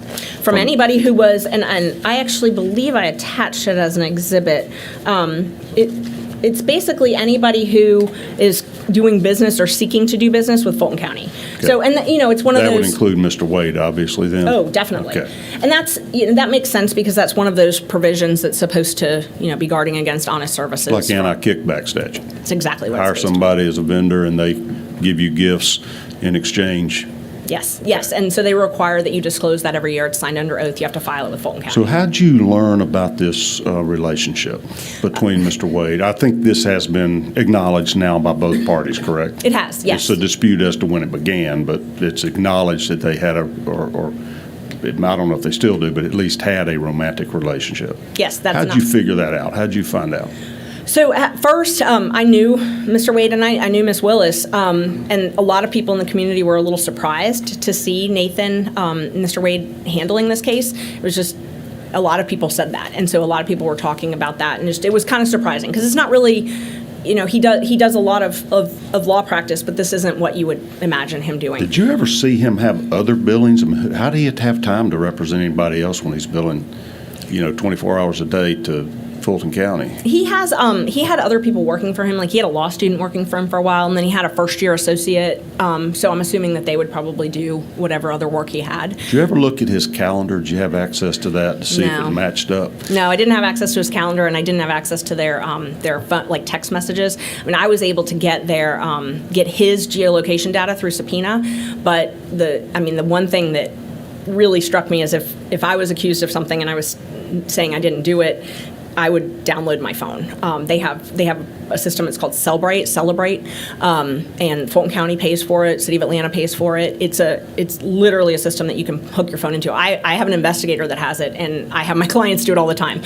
You hook your phone up, and it can find deleted text. It can find everything, and you can limit it. You can say, I only want text with this person. So if I was being accused of having an affair with someone, and I said it didn't start until April, and someone else said it started in October, the easiest thing to do is to, download that phone.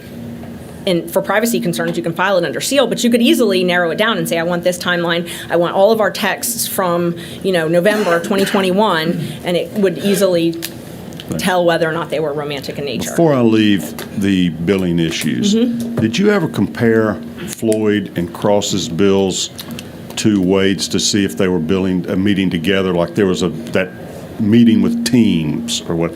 Were they billing for the same meetings as well? So I looked at that. One thing is we don't have most of Floyd's. So Floyd has not billed in quite some time. So I didn't have his to compare, but I did look at Anna Cross's. The one day that I remember looking at was when they were in federal court to see, because so Ms. Cross was the one actually litigating in federal court. But Mr. Wade was sitting there with them at counsel table, and they both billed for that. I wanted to see if he billed for time that he was sitting in court waiting, because I know in Cobb County, for example, with appointed work, if we're sitting in court waiting, we can't bill unless we're actually doing something. Like they won't pay for two people to sit there. And so I wanted to look at that. But they were both there in court that day. What about the teams meeting where he billed for? Were either of them involved in that team since they're also outside special counsel? No, they were not. So all of those people were people who would not have itemized that. Okay. Employees. Right. Back to your uncovering the relationship. Yes. How did you figure it out? So Terrence Bradley was Nathan Wade's law partner originally, and he was also his lawyer in the divorce. I did not at the time know that they had filed for divorce. I knew Nathan's wife. I knew both of them historically from Cobb County. I mean, they're, people knew them in Cobb County. Mr. Bradley actually called me after an article. We were looking into the financial irregularities. We're looking into how much money had been paid, because everybody in the case was kind of like, why do you have special counsel? Case? On this case, yeah. Like, was why Bradley still a partner with Wade at that time? He was not. There was testimony that their partnership ended in summer of 2023. So it had just ended, is my understanding. And it's kind of unclear, like what month. The testimony is very unclear as to when they actually. I have when they dissolved. I think it was September, but it's very unclear as to their partnership. And I will say their partnership was a loose partnership. They had a partnership with the bar, but they all had separate legal entities. So each of them were filed as the law office of Terrence Bradley, law office of Nathan Wade. They had some joint bank accounts, but then they had some separate bank accounts. So I don't really know the exact structure. It was a very loose type of organization. But they were working together. And so Terrence actually called me. He had seen an article where I had done open records with another lawyer, Manny Aurora, and we had uncovered how much money everybody had made. The news had gotten wind of that, and I later learned that the news had open records to get all of my open records. So every time I would get something, the news would get it, because I wondered how that happened. But so that somebody published that, and I had done some more open records. And Ms. Willis actually called Mr. Bradley when I did these open records and said, they're looking into us. And he called me because he was worried about it. And so we had a conversation, and he actually asked me, do I need a lawyer? What's going on? What are you investigating? What's the parameters of this? And we had a conversation, and I said, well, my interests are different than yours. I represent Mr. Roman, so I can't advise you. That would be a conflict. He asked if John, my husband, could, and I said, no, that's a conflict too.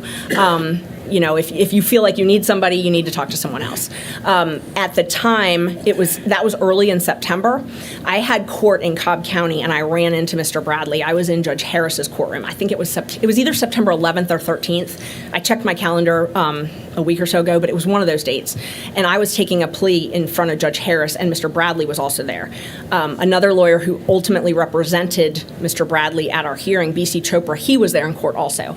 And then a friend of all of ours, who's a district attorney, his name is Bert Cohen, he was taking the plea with me. And Bert and I have known each other for a long time. Terrence, BC, everybody's known each other for a long time. We were all sitting in a conference room attached to that courtroom, waiting for the pleas, chit-chatting, took the plea, went back in, and Mr. Bradley essentially went through the whole thing and said, well, this is what's really happening. I had a notepad and I took notes on all the things to ask for open records. So what did he say was really happening when he said this is what's happening? He said that they met at a judicial conference before. He was very specific that it was before she became DA, because that was one of the things that he couldn't remember when the judicial conference was, but he knew that it was before she became DA. When did she become DA? She became DA in it would have been January 2021. Okay. So she became DA January 1st, 2021, but she had a transition team leading up to that. So, and Mr. Wade was in charge of her transition team. So Mr. Bradley told me all of that. We met for about an hour. Said that they had been together. They met at this conference. Nathan was still married, and Mr. Bradley was upset because of what happened in the divorce. He was upset because they were still married, the Wades were still married, and he essentially just left her after meeting Miss Willis and dropping the kids off at college. So. And Bradley was Wade's attorney in that divorce action you're talking about? Okay. Yes, I didn't know that at the time. But they were law partners. They had been, Okay. yes. Okay. And I actually don't know if he was still his attorney when he talked to me. I don't know if he was or not. All right. Because at some point, Mr. Wade represented himself, and then he hired a different lawyer. So I didn't know anything about the divorce at that time.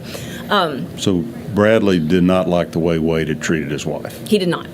but he did not- represented him. He did not like the Okay. way he had treated his wife. He didn't like what was happening in the divorce proceeding, yes. Okay. And, I remember specifically him saying, I handle my business, things like that. Like, that I don't leave my wife without alimony. Because this, and we talked about it. Miss Wade had been a stay-at-home mom for, they'd been married almost 30 years. And literally it was right after they dropped their youngest off at college that he said, move out, And so we went through, I was obviously interested in, wait, what? What's happening? Walk me through this. And so he was telling me about the access cards, that Mr. Wade had access cards, telling me about the contracts, told me about their contract, that they had that Nathan had brought them the contract for the first appearance hearings. They had a contract for that. We didn't talk about that yet. That they had the contract for the taint work, and then ultimately that Nathan was hired as the attorney on this case. That they had been dating before, and he told me, they met at hotels. He would go to her place. And I remember him saying, you need to find her bestie who they had a falling out. That's the person whose condo it was that they would meet at. And did you later determine who that bestie was? Yes, it was Robin Yeardy. It was not until sometime later that I determined that. It was very difficult to determine who that was because he did not remember her name. But he knew her by sight? He did. Did he later confirm to you or identify who she was? Yes. So I had sent him a couple pictures or showed him a couple pictures of some other folks or This names. was in January of 24, right Yes. before your motion? It Okay. was. It may have even been after I filed the motion. It was around the time. It was either before or around the time, but it was in January. I had gotten some open records requests from the DA's office. They had a contract. Yep. We just put on the screen There it is. some of the Perfect. text messages that you produced to us. Yes. This yes. is from your phone, It is. And and so you're talking to Terrence Bradley, I see over there on the left. yes. And so when you see on the 14th, that one that's right in the middle that says file attachment with MIME type, that Yes. is a picture of her.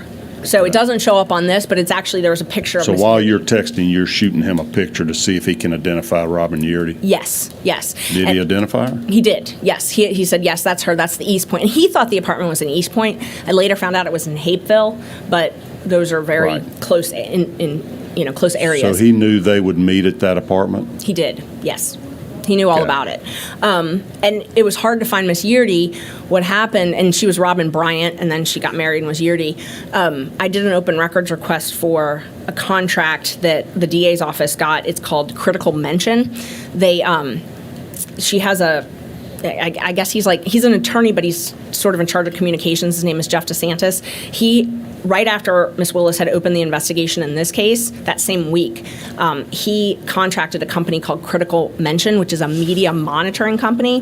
They put a dollar figure basically on your media presence, and they give you these analytical reports. And they say, hey, you did great on MSNBC. That's $1 million worth of, stuff for your brand. The Fonnie Willis brand is doing well, or this phrase is doing well, things like that. She had an employee in her office that was responsible for promoting her image, her publicity. She had a publicly funded contract for this.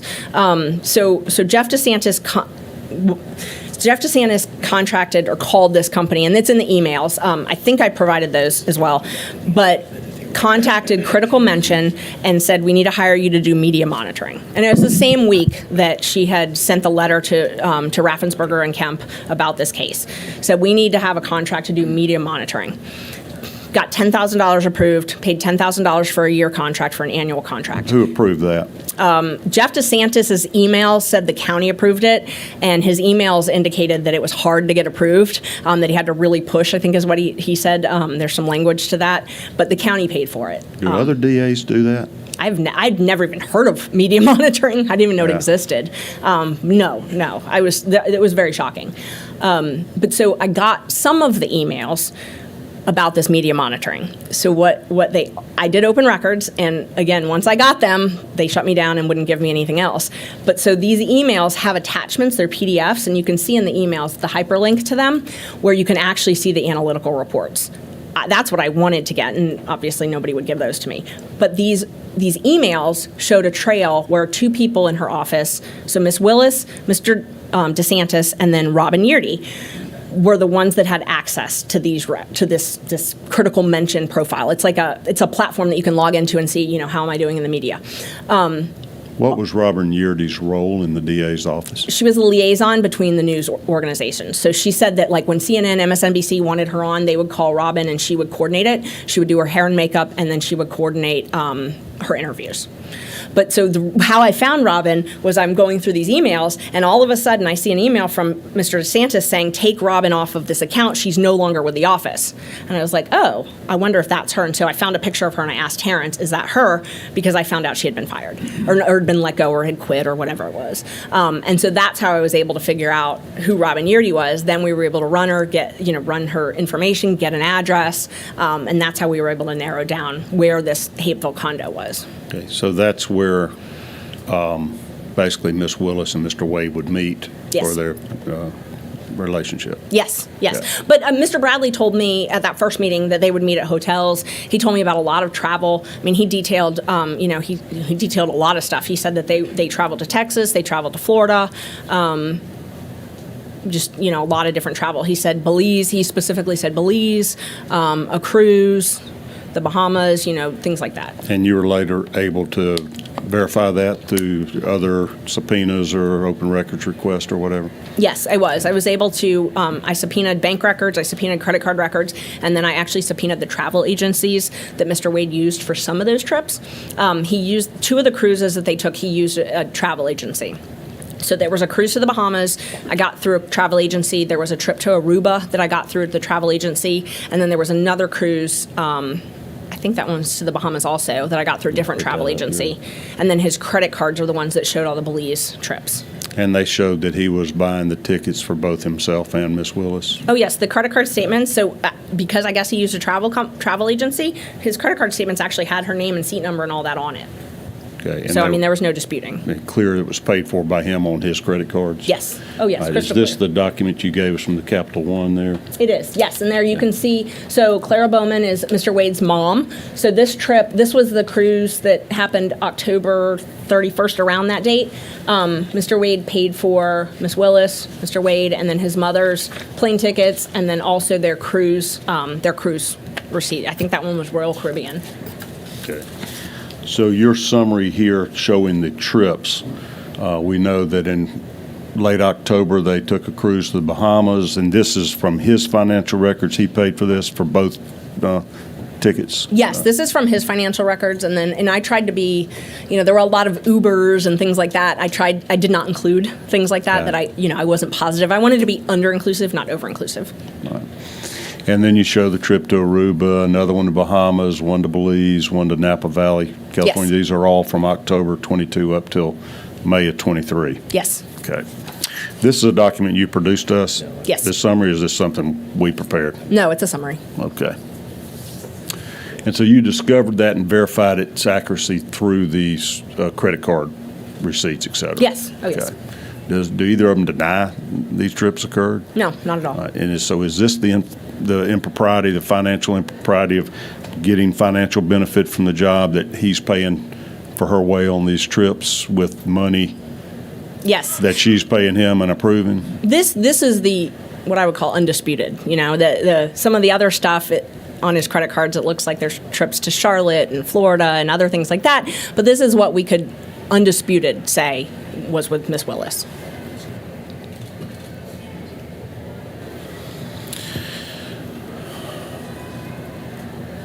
So back to you're a good investigative reporter here. So you have heard these rumors, and now Mr. Bradley, just by almost happenstance, you're with him in court. Yes. And he spills the beans on it and verifies it. Then you go get the documents to prove it's accurate. Yes. And you identify Yearty, get him to say, yeah, that's the woman whose condominium they would go to? Yes. Okay. And you know, I developed it. You joke about my investigative skills. I've done public defense most of my career. You know, at some point or another, at pro bono, it's hard to get money for investigators, so I've learned how to do a lot of it on my own. And, you know, I dig a lot on things. So, and I do like to use the Open Records Act, so I was able to do that and get a lot of information. But what I did was I compiled all of the information Mr. Bradley gave me, and then I did various open records requests based on it. And then, you know, once I would get something, I would reach out to him to verify, because I wanted to make sure that I wasn't tracking anything that was wrong. Okay. You know, I didn't want to make any allegations that didn't have support. So I would regularly verify with him. And I'd see him in court. We talked on the phone several times.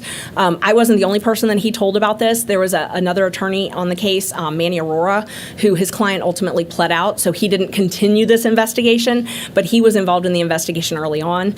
And Mr. Bradley told him some of the same things that he told me. So, you know, I was able to independently verify a lot of things, which to me, investigating is important. You know, that the East Point location, that it was in Hateville. You know, Robin Yearty actually did quit. You know, Mr. Bradley had told Was me she forced to quit, or how'd that come No, about? You know?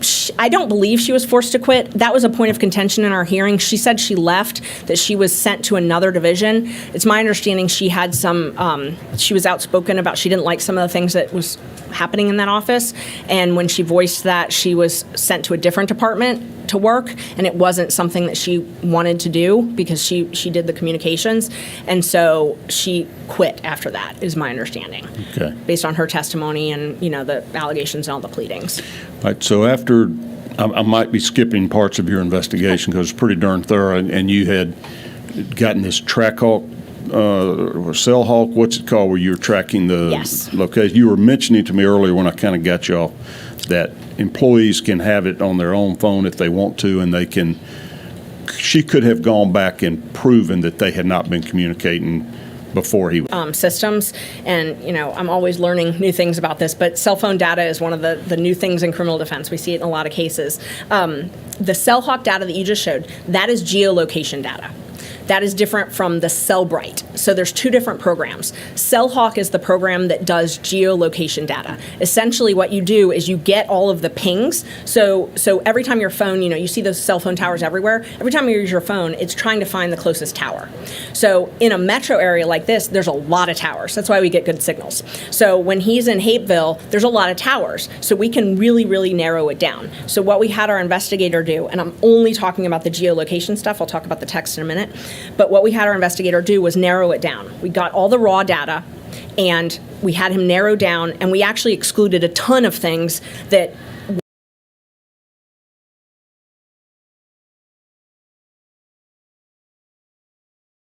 were not right on top of this location. Like, we wanted to be very, very careful just to have what was literally right on top of this location. So he created a geolocation fence, which... The location you're talking about is Miss Yearty's condo? Yes, Okay. It is Miss Yearty's condo, that area. So he was able to find, essentially, just to summarize a couple of the things, where Mr. Wade would call Miss Willis at midnight, something like that. And then all of a sudden, his phone would travel, and you can actually watch it. When you do the live CellHawk, the app, it's pretty cool. You can actually watch the phone travel, and it's pinging because you're using it. If you have an app open, your phone's pinging. So my phone's pinging right now because I'm sure I have an app open. So it's pinging from his house all the way down to the condo at midnight, 1 a.m. And he calls her when he gets there. And then it goes silent for 4 or 5 hours. And then, early in the morning hours, he starts pinging again, driving back, and then he texts her when he gets home. And this is before he gets hired in November of 21? Yes. Okay. So, and there's a couple different ones, and I would defer to the experts on the CellHawk data, but that's the summaries based on what we had him do. And again, we tried to be very, very narrow. There were a lot of dates that it looked like it had happened also, but, maybe he was bouncing off a different location, and so we wanted to be very narrow. So is that why y'all asked him in the hearing, how many times had you been to this you already kind of had the data on him? Well, so that's an interesting point. All we have as defense lawyers is the right to subpoena evidence. I have to have an evidentiary hearing to do that. I could not issue a subpoena for AT&T for this evidence until I had a hearing date. So, and it takes a while to get this stuff. We got it that morning. So, the morning of the hearing, and obviously I'm kind of busy doing the hearing, we got that data. My paralegal was literally trying to download it for the investigator at the time and get it over. We knew we had the data, but we didn't know what it showed. So at that time, we didn't know, what it showed really until he was able to do the analysis. We had some preliminary reports from him, but nothing. It took a lot of hours. It's a lot of data. So it takes a lot of time to pinpoint this information. Yeah. But the other thing that I was talking about, so this is the CellHawk report, and heat map is just like how many times it's pinging, Heavy concentration is, you're talking a lot at this time, or you're at that location a lot. There's a lot of usage.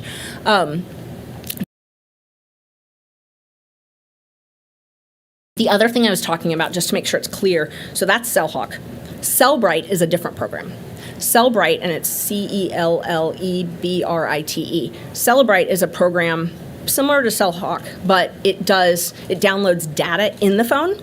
So like this one is you pinging off of towers. It's geolocation. Showing where you were. Exactly. At a certain time. Cellbrite actually can get your text, your pictures, your app usage, all of that stuff. So it's one of those things that if you want, if a defendant is threatening someone by text and they delete it, they'll take their phone and hook it up to Cellbrite. Cellbrite it makes what's called a forensic copy of the phone, but you can also limit the data. So it's a very expensive program. So not a lot of people have it. So when I have my clients use it, it costs a lot of money for them to have it done. But the DA's office has it.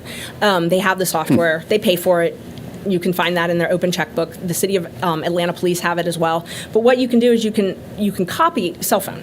So what I had mentioned earlier is you have to have the cell phone to do that? You do. You have to have the cell So phone. what, did Mr. Bradley give you all his cell phone? Or No. how'd you get Mr. Wade's cell phone? So we did not get that data from Mr. Wade. So we only got the geolocation data from Mr. Wade. I do not have the power to get the text messages. I don't have that power. I would have to have a search warrant. But my whole point in saying that was if I had been accused of having an affair and it didn't start, and I said it started in April and someone else said it started in November, they have the ability. I don't have the ability. They have the ability to plug that phone into the Cellbrite and print out a report that shows all of the texts. So Mr. Wade and Ms. Willis, had they wanted to disprove your allegations, could have just used that Cellbrite program, and it would have shown no communications between them. Yes, and it would have also showed the contents of the text. If the texts are romantic, if they're not romantic, if they're friendly, and they would control the data. So if there's something that was privileged, they could redact it.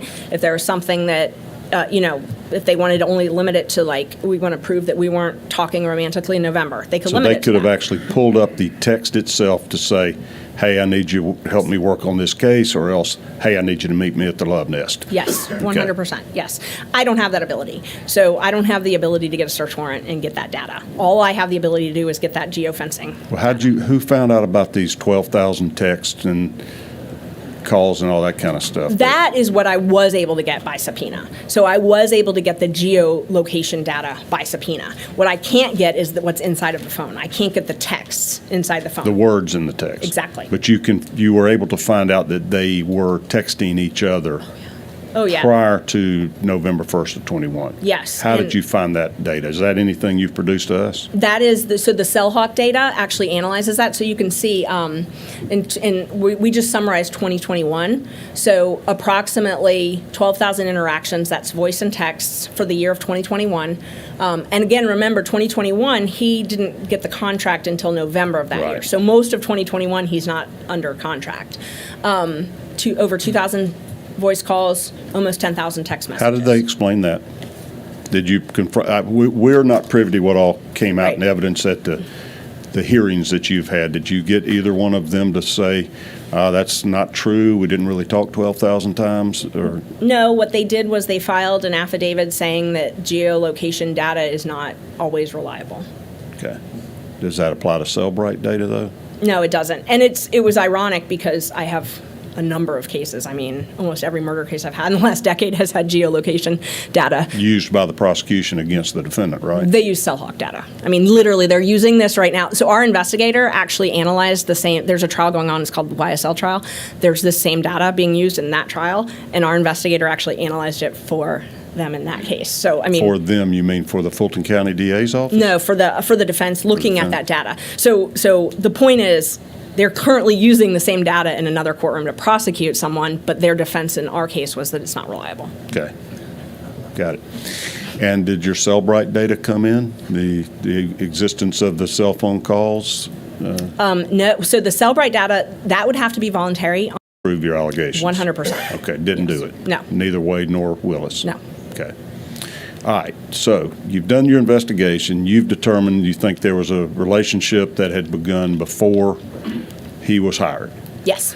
And after having met with Mr. Bradley, you began to prepare a motion to disqualify and to dismiss the case altogether, right? Yes, I actually started the motion Let me in get back on September. the cell phone. and then added to text it. Messages. All right, and so then you somehow preserved, you had text communications with Mr. Bradley to confirm this? Yes, And was that because you didn't want to file a pleading that was inaccurate? 100%. You wanted him to verify the accuracy of what you were claiming had happened? I did not want to say one word that had not been verified. Because he was the source. Yes. He's the guy that was his law partner and his divorce attorney, Yes, who probably knew as well as anybody in the state. they had been best friends also. Okay. All right. And so let's pull these up, Senator Dolezal. When did you start? You kept these text messages somehow? I did. So I actually, Mr. Bradley uses a Android, I believe, and so it was not easy to just download them, and I'm not the most tech savvy person. There's a lot of texts that just went into things that I thought would just embarrass people and weren't relevant. So what I did was I screenshotted the texts that I thought were relevant.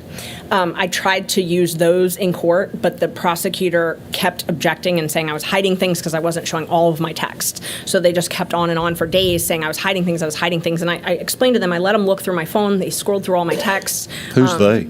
It was Adam Abadi was the prosecutor. Okay. So he just kept saying, that where's the beginning of that text? Where's the thing after that? Where's the other part of that text? These aren't complete. Rule of completeness, kept objecting. And I had just screenshotted the texts that I thought were highly relevant, but weren't slanderous, I guess. I don't even know the word. But, there were some that Miss Willis's daughter had failed out. Like things like that. They were just ugly. They didn't need to be admitted. Oh, yeah, I read that. We don't I had need to go there. so I had tried really hard to just screenshot the relevant ones, but they kept saying that I was hiding stuff and I wasn't showing the whole thing. So when they objected to my text coming in the screenshots, they said they wanted the whole text chain, and the judge ordered me to, if I was going to admit the text, to go figure out a way to download all of them. So I bought a program for $20-$30 and took 3 hours, and I was very proud of myself for finally figuring out how to do it. But I was able to make a copy of it and then redact our phone numbers. So this actually showed when they're read, when they're viewed. What were you? All right, so up there on January 5th at 9:50 a.m.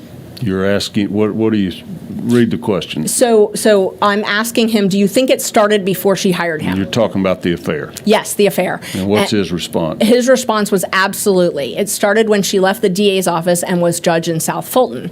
And so, these are things that he had told me, but I was getting ready to file. My filing deadline was the 8th. And as we're doing this, I'm fact checking line by line, basically. Right. So did you send him a copy of your proposed motion? I did, and I actually admitted. So at the hearing that we had, I was able to admit the email where I sent him that. So I sent him a copy of the motion that weekend when I was I wanted him to review it, and then he had a text. He didn't write me back by email, but I submitted my email so that the court could see exactly when I sent it and when he responded, and then he responded that everything looked good. Because I asked, I said, I'm sending you this motion. I need you to look at it. And then he responded that everything looked good in it. Right. He actually told me at first he wanted me to make some changes because I had not included the information about how much money he had received. I had only included the information about how much Wade had received. And, I didn't know that it wasn't really highly relevant to my motion, but he was like, oh, that's going to tip them off that I'm talking to you, and he did not want anybody to know that he was talking. He was very concerned about what I'm going to let happened. you just read through this chain. Okay. All right. We left off up there. Absolutely, it began before it began when she was a judge in South Fulton. When was she a judge in South Fulton? She became a judge in August of 2019, and I did an open records. I first asked. I first did an open records, and they said no. So then I subpoenaed the records for the judicial conference, the municipal court conference. So she was a municipal court judge. They were both municipal court judges. So I got the. Who's both? You mean Wade was the judge at the time also? Wade was a judge. He was actually a speaker on the panel. It was October 2019. So I found online an old agenda where he was speaking, and Terrence Bradley had told me that they met at a conference where Wade was speaking and Willis had gone. So I knew that. So I found, and it was in person, so I could narrow it down because of COVID. I figured out when COVID happened and when all the conferences went virtual. Narrowed down my timeline, so I searched for this specific time period, which is when Bradley had told me the relationship started. And when was that conference? It was October 2019. Right. So I found the agenda for that. So then I reached out to the municipal court judges CLE group and said, here's an open records request. I would like a list of attendees because I wanted to verify Ms. Willis went there because I was trying to fact check. And they said no. So I subpoenaed them and they gave it to me. I also subpoenaed. Was she in attendance? She was. I also. Where was that conference? It was at Lake Lanier. Okay. I also did an open records request to the city of South Fulton because I know that they have to sign off if your judge is going to go to a conference. So I did an open records request to them to make sure that they had actually sent her to that. So I verified from 2 different sources that she attended that conference, and that matched what Mr. Bradley had told me. All right. So is that a part-time job, a municipal court job, a judge? Yes, okay. It is. So Wade could continue practicing law and do that on the side? So she was a full-time, but Wade is a part-time, and Wade only did maybe once or twice a month at most, because he was in the city of Marietta. I mean, he was he was a fill-in judge for that. That wasn't his. Okay, so you narrowed it down to that's when the relationship began. Scroll through here for us, and I can't read that green line. What's the next? If you don't mind, just sort of read us through. No, of course. It says, "Is this accurate?" And this was again on January. So you're saying, "Is this accurate?"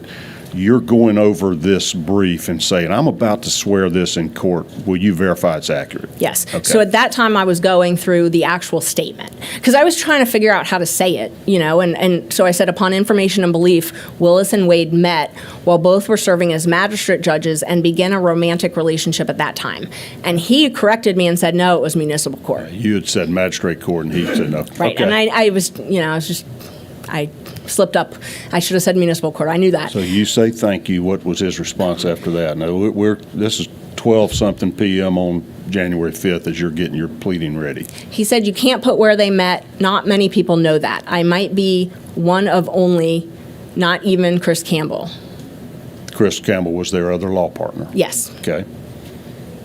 And I did not disclose Mr. Bradley in my initial filing. I didn't until the state forced me to. Why was he afraid to be disclosed? Just because of his relationship with Wade, or was he afraid of these people, or just didn't want to betray them, or what? Multiple reasons. I mean, it's the district attorney in Fulton County. I didn't really want to go, file something against her. It's not exactly a fun position to be in. Also, I mean, they have a lot of mutual friends. I'm sure it wasn't a fun position to be in, to be outing a friend of yours, but the attacks, I mean, it's a small legal community. Were you able to get this into court? Because Bradley, I saw some of his testimony, all of a sudden can't remember anything about anything now. Were you able to use this to impeach him and show that he did know precisely what happened and when? Yes, and he changed his testimony somewhat. At first, when he first testified, he testified that he had never discussed this with me. And then you showed his text messages where y'all discussed it. Well, at that point, that caught me off guard. So, I didn't expect that. So then I pulled my text messages, and I'd had some screenshots of them just in case. And I told his lawyer, do you want to look at my text messages? And so then he later came back and testified that, yes, he had.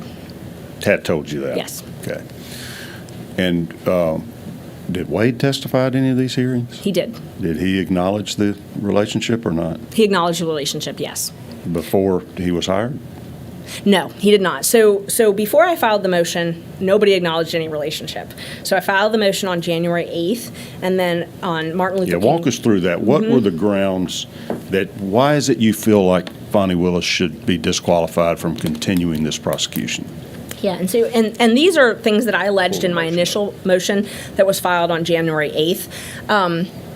I outlined this. My client in particular was not part of the special purpose grand jury. They did not recommend him to be indicted. He was not a subject. He wasn't part of that. So he was added on. That's interesting, because I remember hearing that the special grand jury had recommended prosecuting like 40-something people. They had. He yes. was not even in that list of 40? He was not. And they didn't take, or they, as in Fonnie Willis, did not take the advice of her own special grand jury as to more than half the people they wanted prosecuted.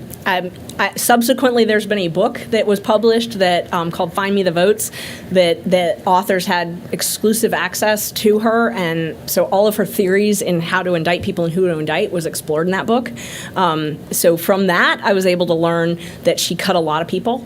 And I mean, I have. Was that because they cut deals with them, immunity deals, or? Some of them were that. Some of them I just don't think she wanted to bother with. And then she added to the list, though, people that were not even recommended, or at least your client. My client, yes, Okay. She added him.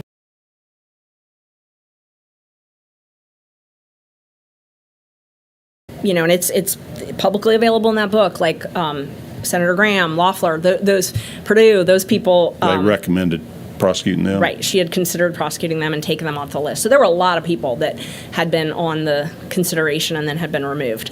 And my client had not been considered, and then he was added. So to me, I was trying to figure out, why would you want to expand it? There's different ways you can go about prosecution. Did you figure out why they add your client to the list? No, but the my allegation in my motion is that the bigger the case is, the more money that's made, and that that made sense to me. So for me to file the motion to disqualify, obviously, we had to have some type of a basis. Besides all of the violations, and so expanding the litigation. Because of how large it is, the judge has said we're probably going to have 3 trials, and each of them is going to take several months. Where if you just imagine, follow me down the path, if you only indicted one person and it was narrow, you could try it in a month. If you indict 19 people and, 3 different essentially alleged criminal schemes, like I divided it up earlier, that you now have 3 years of trial. You've now gone from a month of trial to 3 years of trial. That's a lot more money. And so that, to me, was a financial motive, particularly since my client was not recommended by the special purpose grand jury to be indicted. Okay.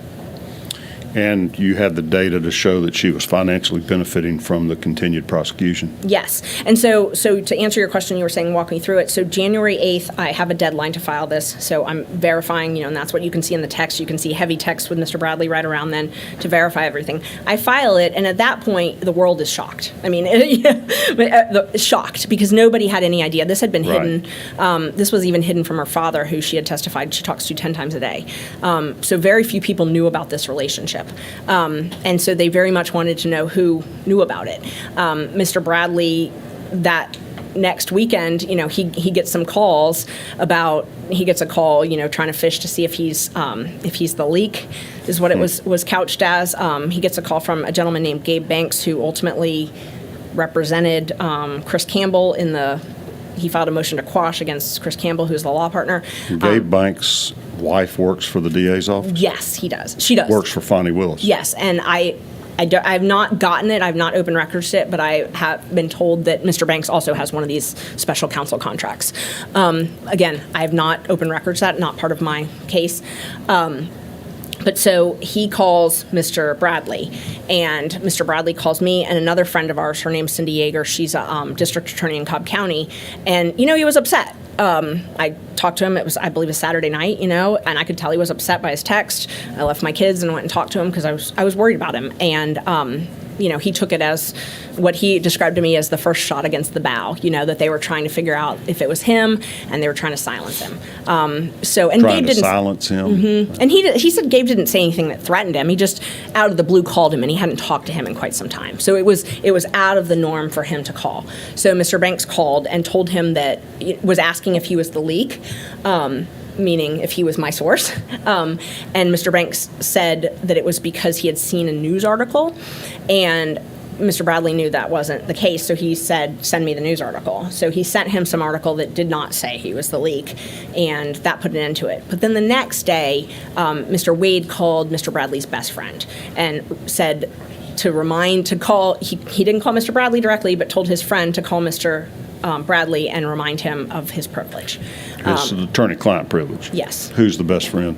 Can you tell me? I'm not, he told me his name, and I'm not positive.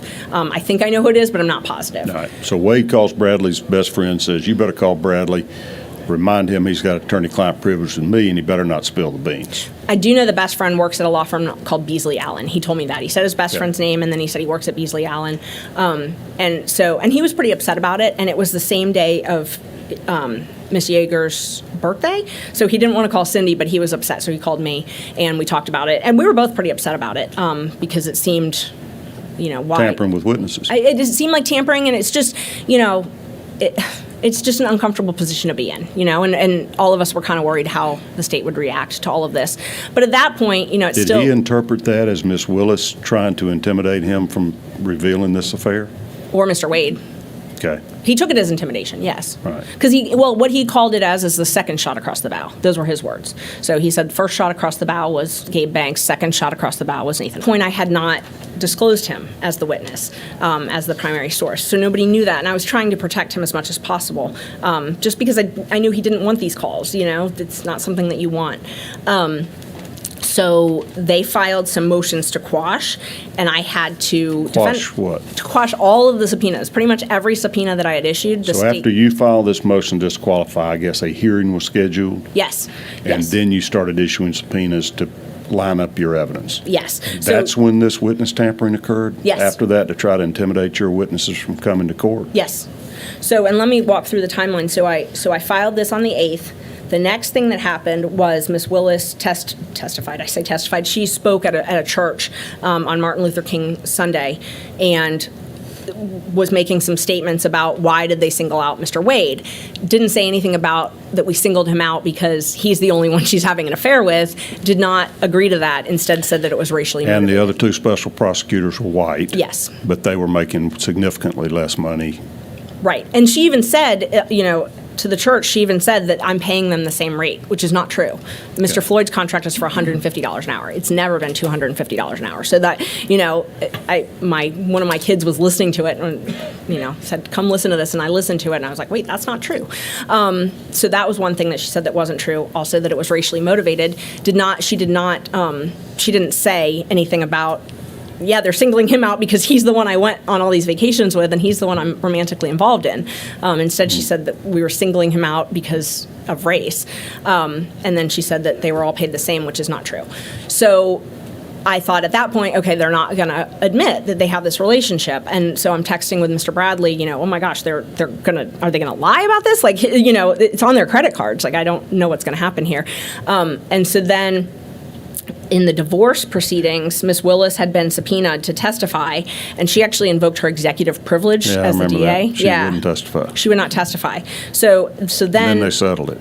Right, and then they settled it because because the judge said he was going to have to testify. So they settled it, and he did not have to testify.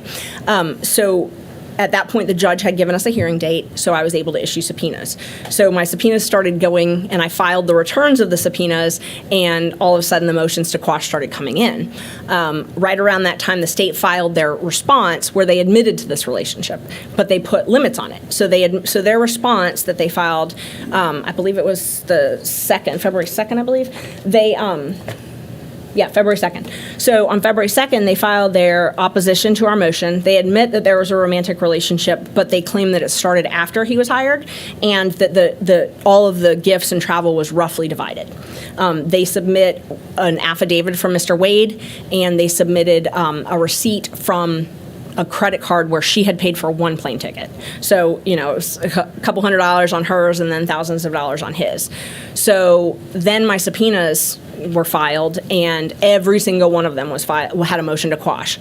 And they kept saying, I don't have a good faith basis. I don't have a good faith basis. Kept very harshly saying that I was making this up and nobody had told me this, and it was, gossip, and I was lying and I should be sanctioned. So the court held a hearing on their motions to quash, and I was forced to disclose Mr. Bradley as a witness, which I did not want to do because I was worried because I knew they had called and all of these things, but I had to disclose him as a witness. And so at that point, I was still talking with Mr. Bradley fairly regularly, but that then changed. Okay. So you're waiting on the judge to rule on your motion to disqualify? Yes, sir. In summation, the grounds for that are what? That this is improper for a prosecutor to have a relationship with the special prosecutor? Yes, it is a conflict of interest. Okay. And that's because of the financial benefits, or just because? Mainly the financial benefits. There's a couple different aspects to it. We've also alleged some other misconduct because the prosecutors aren't allowed to publicly condemn an accused prior to trial. And she made a speech at a church and said this was racially motivated, talked extensively about the clients being guilty. She testified at our hearing that our clients were guilty, that my client was, guilty of trying to, I don't even remember, subvert democracy or something. But she's made a number of public statements condemning their guilt, which is not allowed. That's inappropriate conduct for a prosecutor? Very much so. And there's case law on that. There's bar rules on that. So there were a lot of public speeches that were made along the way. And, they're you can kind of follow them through this media monitoring company. But so she makes these, and then she got disqualified from prosecuting another person she wanted to prosecute. For making public statements? It was for a fundraising. She had thrown a fundraiser for his opponent, his political opponent. Right. So when that happened, you sort of see her press stuff dwindle a little bit. So she stopped making as many public comments. But then when this motion came about, she made the church speech, as I'd call it, where she's, calls me and, my client racist, and says, it condemns their guilt. And then she also gave interviews to this book. I don't know, the timing was just, it was just nuts. But the book came out right around the time that all this was happening, and it's called Find Me the Votes. And that came out in 2024, you're saying? Uh-huh. It came out a month ago, if even. And she literally let the authors of this book in when she was deciding how to prosecute this case, who to indict, who not to indict. I mean, their whole thing is that they had unfettered, behind-the-scenes access to her thought process and stuff. So, and she's talking about all of this, that they're guilty. But the big thing for the forensic misconduct is she's in the church speech, she's saying, and she says this in the book too, that God has told her to prosecute them. So the theme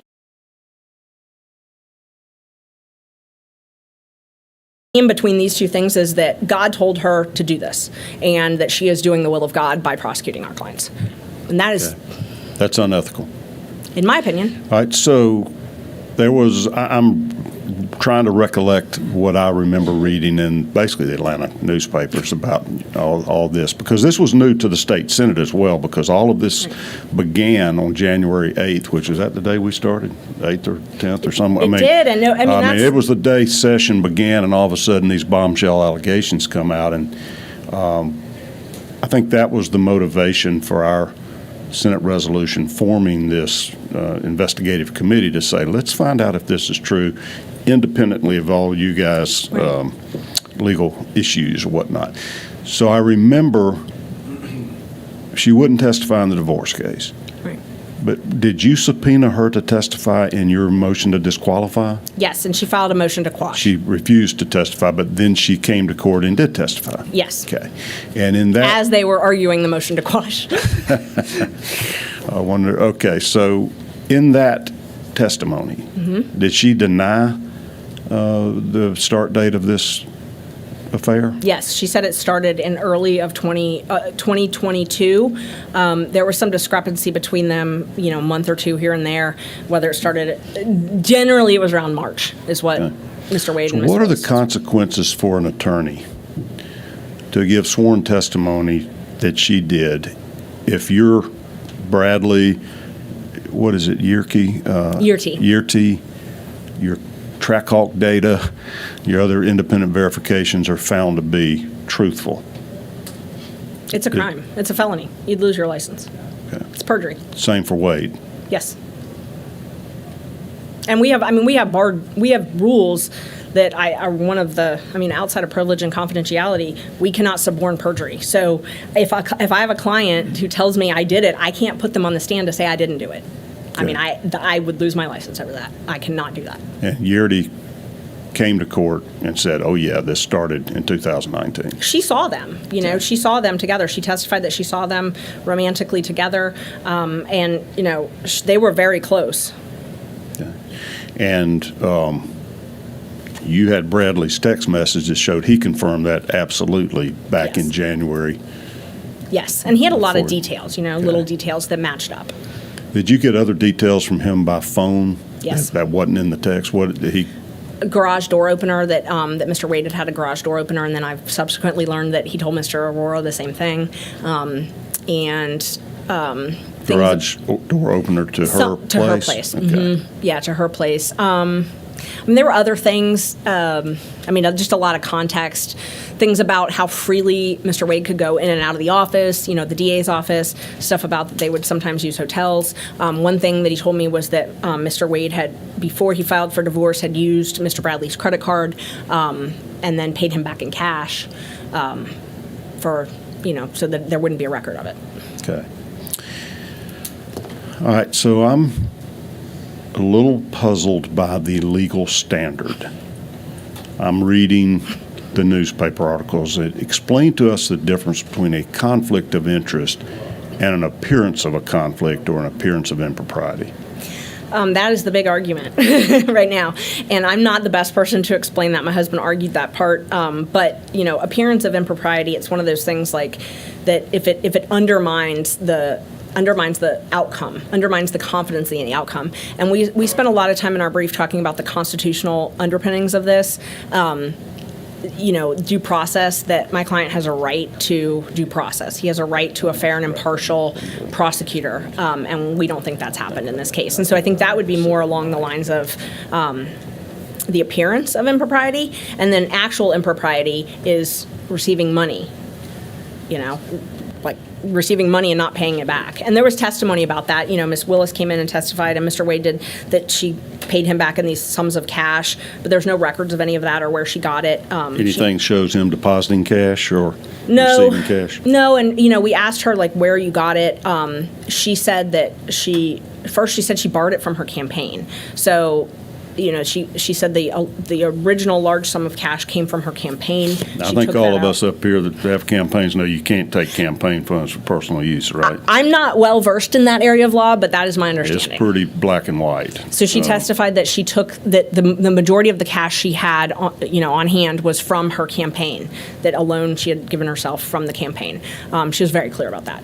And then she also said that when it got low, she would supplement it by getting like $50 back at Publix. But I mean, she's giving him, $4,000, $2,500, so, large sums of cash. So, and there's no trail, obviously. There's no record of any of that. Right.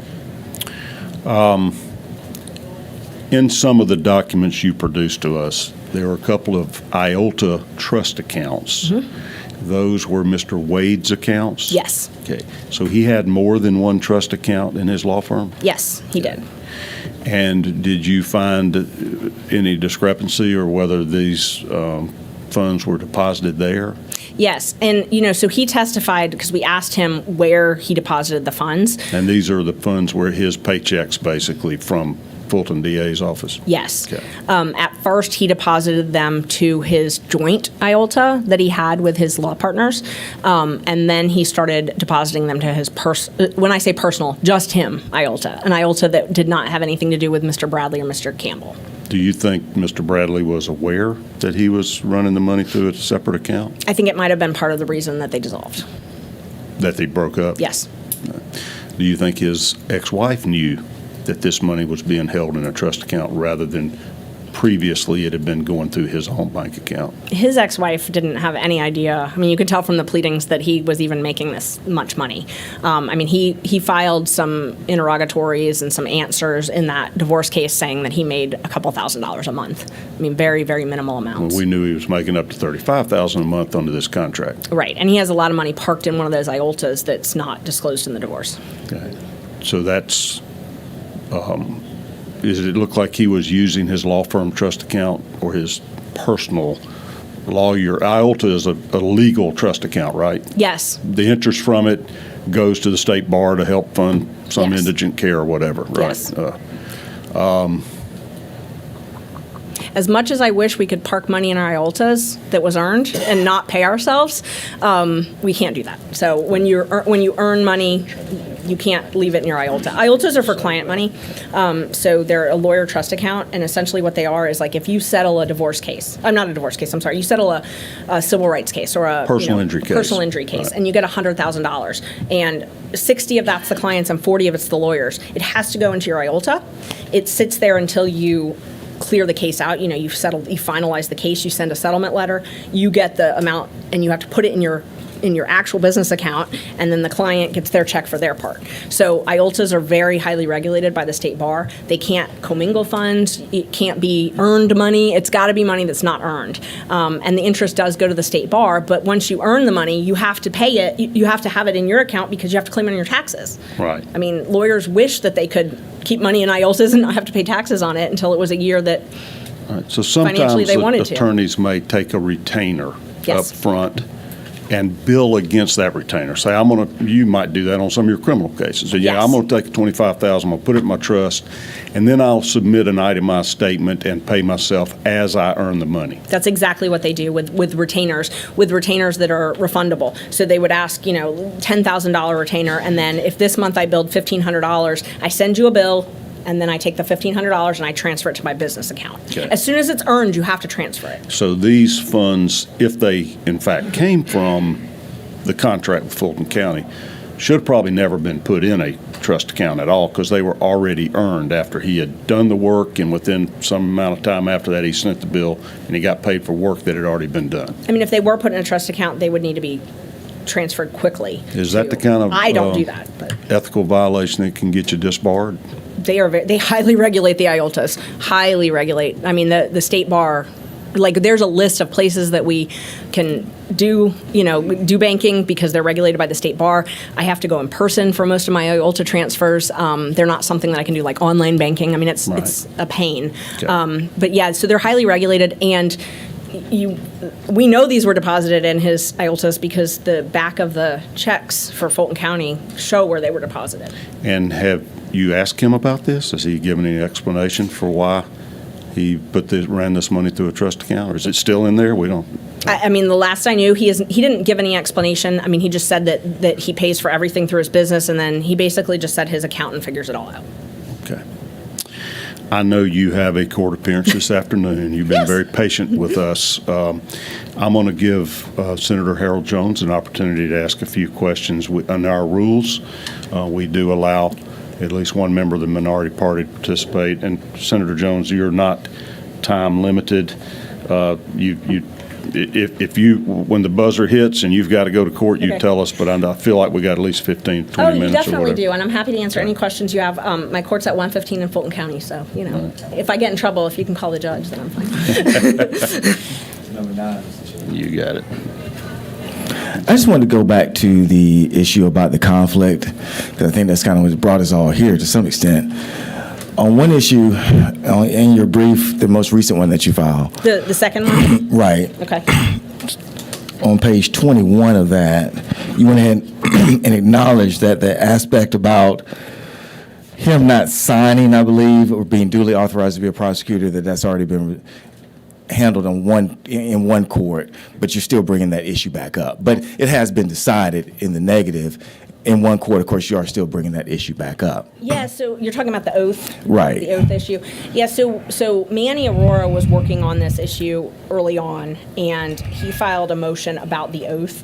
At the time, it hadn't been filed. And in and of itself, that's not, that's not filing an oath, that's not going to get rid of a case. That's not going to disqualify in and of itself. Clearly, the judge told us that in an order. Right. But I was trying to paint the entire picture and how I felt that it was relevant, and it definitely is not a ground that I was arguing for disqualification, but I felt that it was relevant because it shows that they were hiding this relationship, and all the evidence indicates that. Right, now I was just kind of showing why I'm moving on to this next particular point here, which goes to page 24 of your brief, which deals with, I think, the thing that's really out there in the media, which deals with the relationship and aspects of that some kind of way this creates a conflict of interest.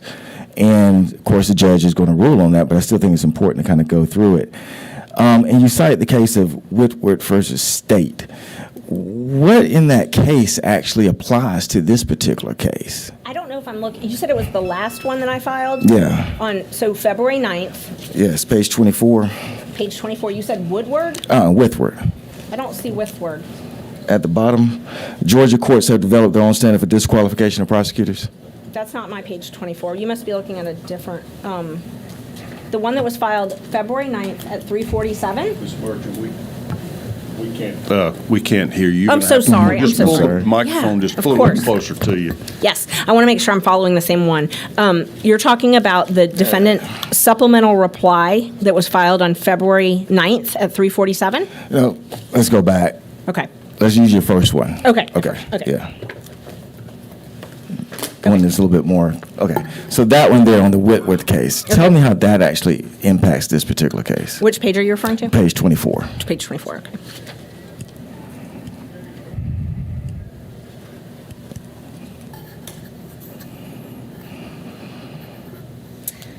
So the site is Whitworth. The court recognized a conflict of interest as a ground for disqualification. Held to arise where the prosecutor had acquired a personal interest or stake in the defendant's conviction. And I don't, I wish I had that case in front of me. I don't have the case in front of me. But essentially, to answer your question, that first of all is physical precedent only. So Right. yes, and we But you did cite it.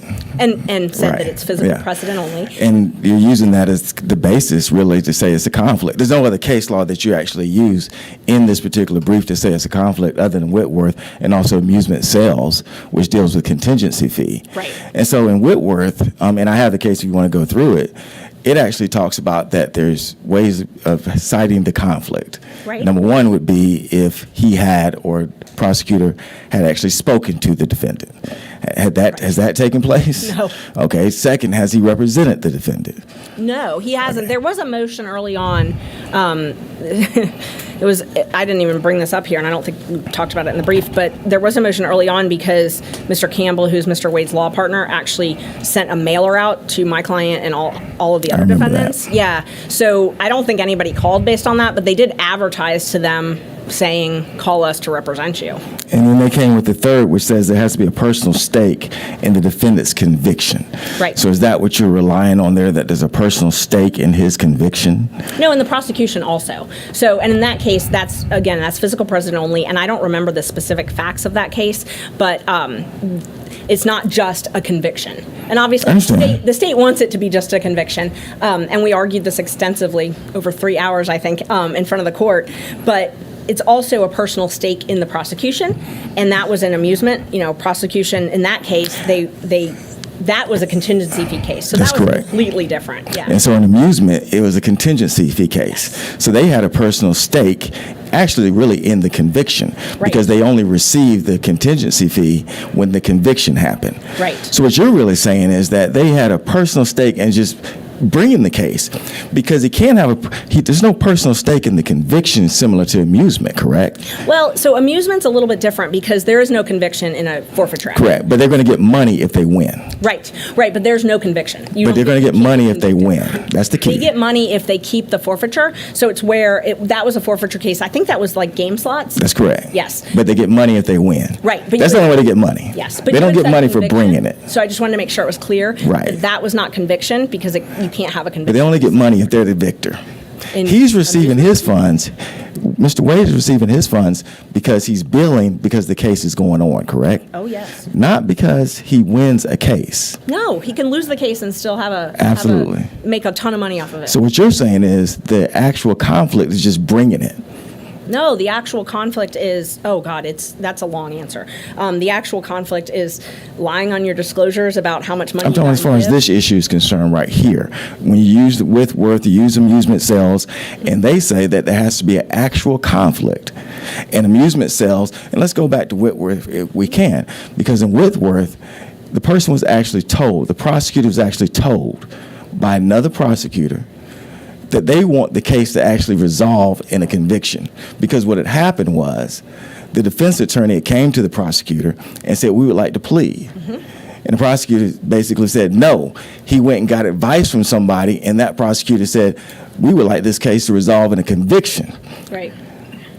And so the question, and that then was held not to be a conflict. They said that still is not an actual conflict, even though someone told that prosecutor. We want to see a conviction. We actually want to see it go to the end. Don't plea him out. And the court said, no, that's not an actual conflict, because what you have to show is there's an actual unfairness to the defendant in the trial. Right. Can you point to any unfairness in the trial that's taking place? It's not in the trial, so it's not limited just to the trial. But to answer the first part of your question, when you were asking about the conviction of personal stake, Ms. Willis has made numerous public statements about her interest in a conviction. There's some emails that had been admitted as part of it, as part of some of the exhibits in the case. There's a lot of pleadings, so I don't know which one exactly, but talking about her desire for there to be a conviction and jail time. And then in my case, for example, so Mr. Wade offered my client misdemeanor probation. So we were the first people to get an offer.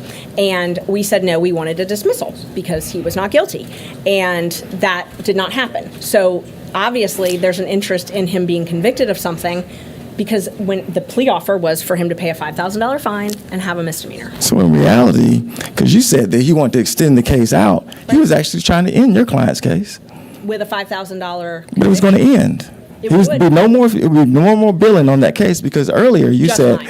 that you believe, which was total speculation, that they created this case against your client to do more billing. And what you're just telling me now is that he was willing to stop his billing because he offered your client a misdemeanor and you rejected it. You're the one who's continuing the billing. Oh, I don't bill by the hour. No, you're the one that's continuing to make him bill. He was willing to cut that off. You said, I believe that they created this case against my client Right. so they can continue to bill. Not Well, he just my basically went out and said, I'm tired of billing. I'm going to offer a misdemeanor. Okay, let And me you said no. take a couple notes because you had a couple questions there. I want to make sure I answer all of them. So the billing, so as far as the billing and the offer. So what I was trying to explain, and I'm glad you gave me this opportunity to sort of go into it in a little more detail. I tried to explain that there are really three classifications is how I broke the indictment down. There's the folks that are involved at the federal level. You see those people having, they were in D.C. Then you see the electors. Then you see Coffee County.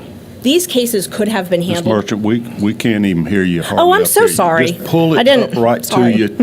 Pull it to the edge of the desk if you have to, so everybody Okay. can hear. Sorry. Okay. So how I was trying to explain it is I separate this down into 3 different types of cases. And it could have been handled that way. Coffee County could have been prosecuted in Coffee County if it had been chosen to do that. The stuff with the federal could have been handled in federal court if they had chosen to do that. Then the electors would have been the only remaining case that could have been prosecuted in Fulton County. Instead of choosing to do that, and it's not just my client in particular, but that group in the middle, by putting them all 3 together, it expands the litigation. How it expands it is a couple different ways. It expands it because when you charge a RICO case, you can bring in evidence of everything. So essentially, instead of having a case, a quick case, a case where there's evidence against Michael Roman, only Michael Roman, we litigate that. They expanded it to include these 3 different classifications. What does that do? That means the trial is going to be a year. They can plead people out. They can plead Michael Roman out, they can plead this person out, they can plead people out, but they're always going to have that large enterprise. And it actually does, even if they pled my client out, the offer was for him to testify. So, for him to testify, even though he would not be on trial, his acts would still allegedly be on trial, which still expands the litigation because he's not gone. The deal's not, you can plea out and you're gone, bye. We're not taking up time with you. It still expands it. So my whole point earlier was that this expands the litigation, because imagine if we just had, like you see in other cases, one defendant. You can limit the information to just that crime and that case. Or you could have 3 separate indictments. But what we've done here is we've put them all together. You've made it so that it's necessary to try them, have 3 trials, because there's no courtroom that can fit all of those people. So that expands the litigation.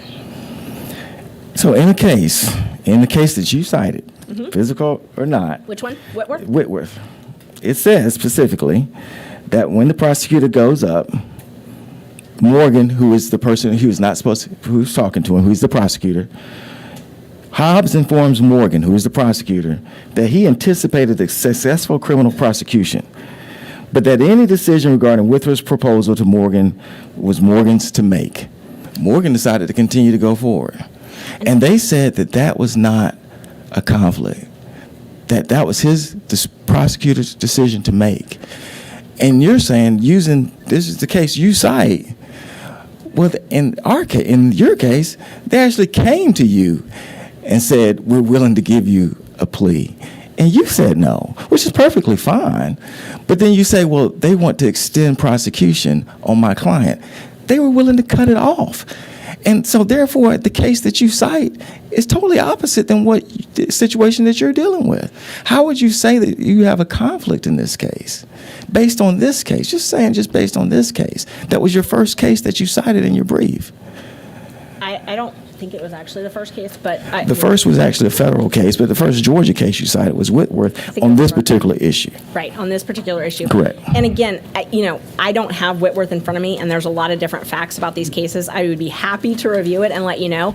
But what I can tell you is that I still, and we still believe that this is to expand the litigation. And even if it's minor, the law says over $100, that's enough to have a personal interest. So what we've got these financial disclosures where they're not being truthful. Ms. Willis is lying under oath, which is the same thing my client is charged with conspiring to do, lying under oath about receiving a benefit over $100. So you've got those. You've got this concerted effort, which we have seen, unfortunately, drag out over the last couple months, this concerted effort to hide this information from the public, to keep this information out.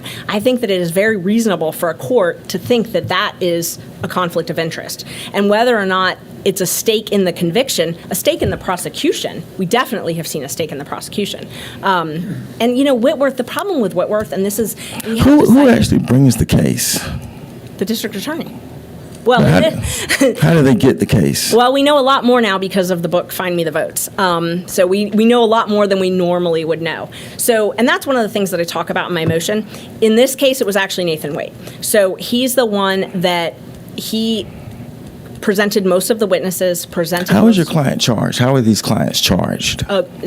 My client was charged just in the actual grand jury. Okay. Yeah. So a grand jury. Yes. Okay, so we had a special grand jury, and then you had a grand jury. Yes. Who made this determination? Well, yes. They made a determination to bring charges, basically. To indict, correct? Yes, and I. So are they part of all of this? No. But I've never had the privilege of being inside of a grand jury, but I have heard a lot about what happens inside of a grand jury. It is a witness who comes, and in this case, it was actually the investigator for the DA's office. So just understand this. It is a very low standard of proof. It's probable cause.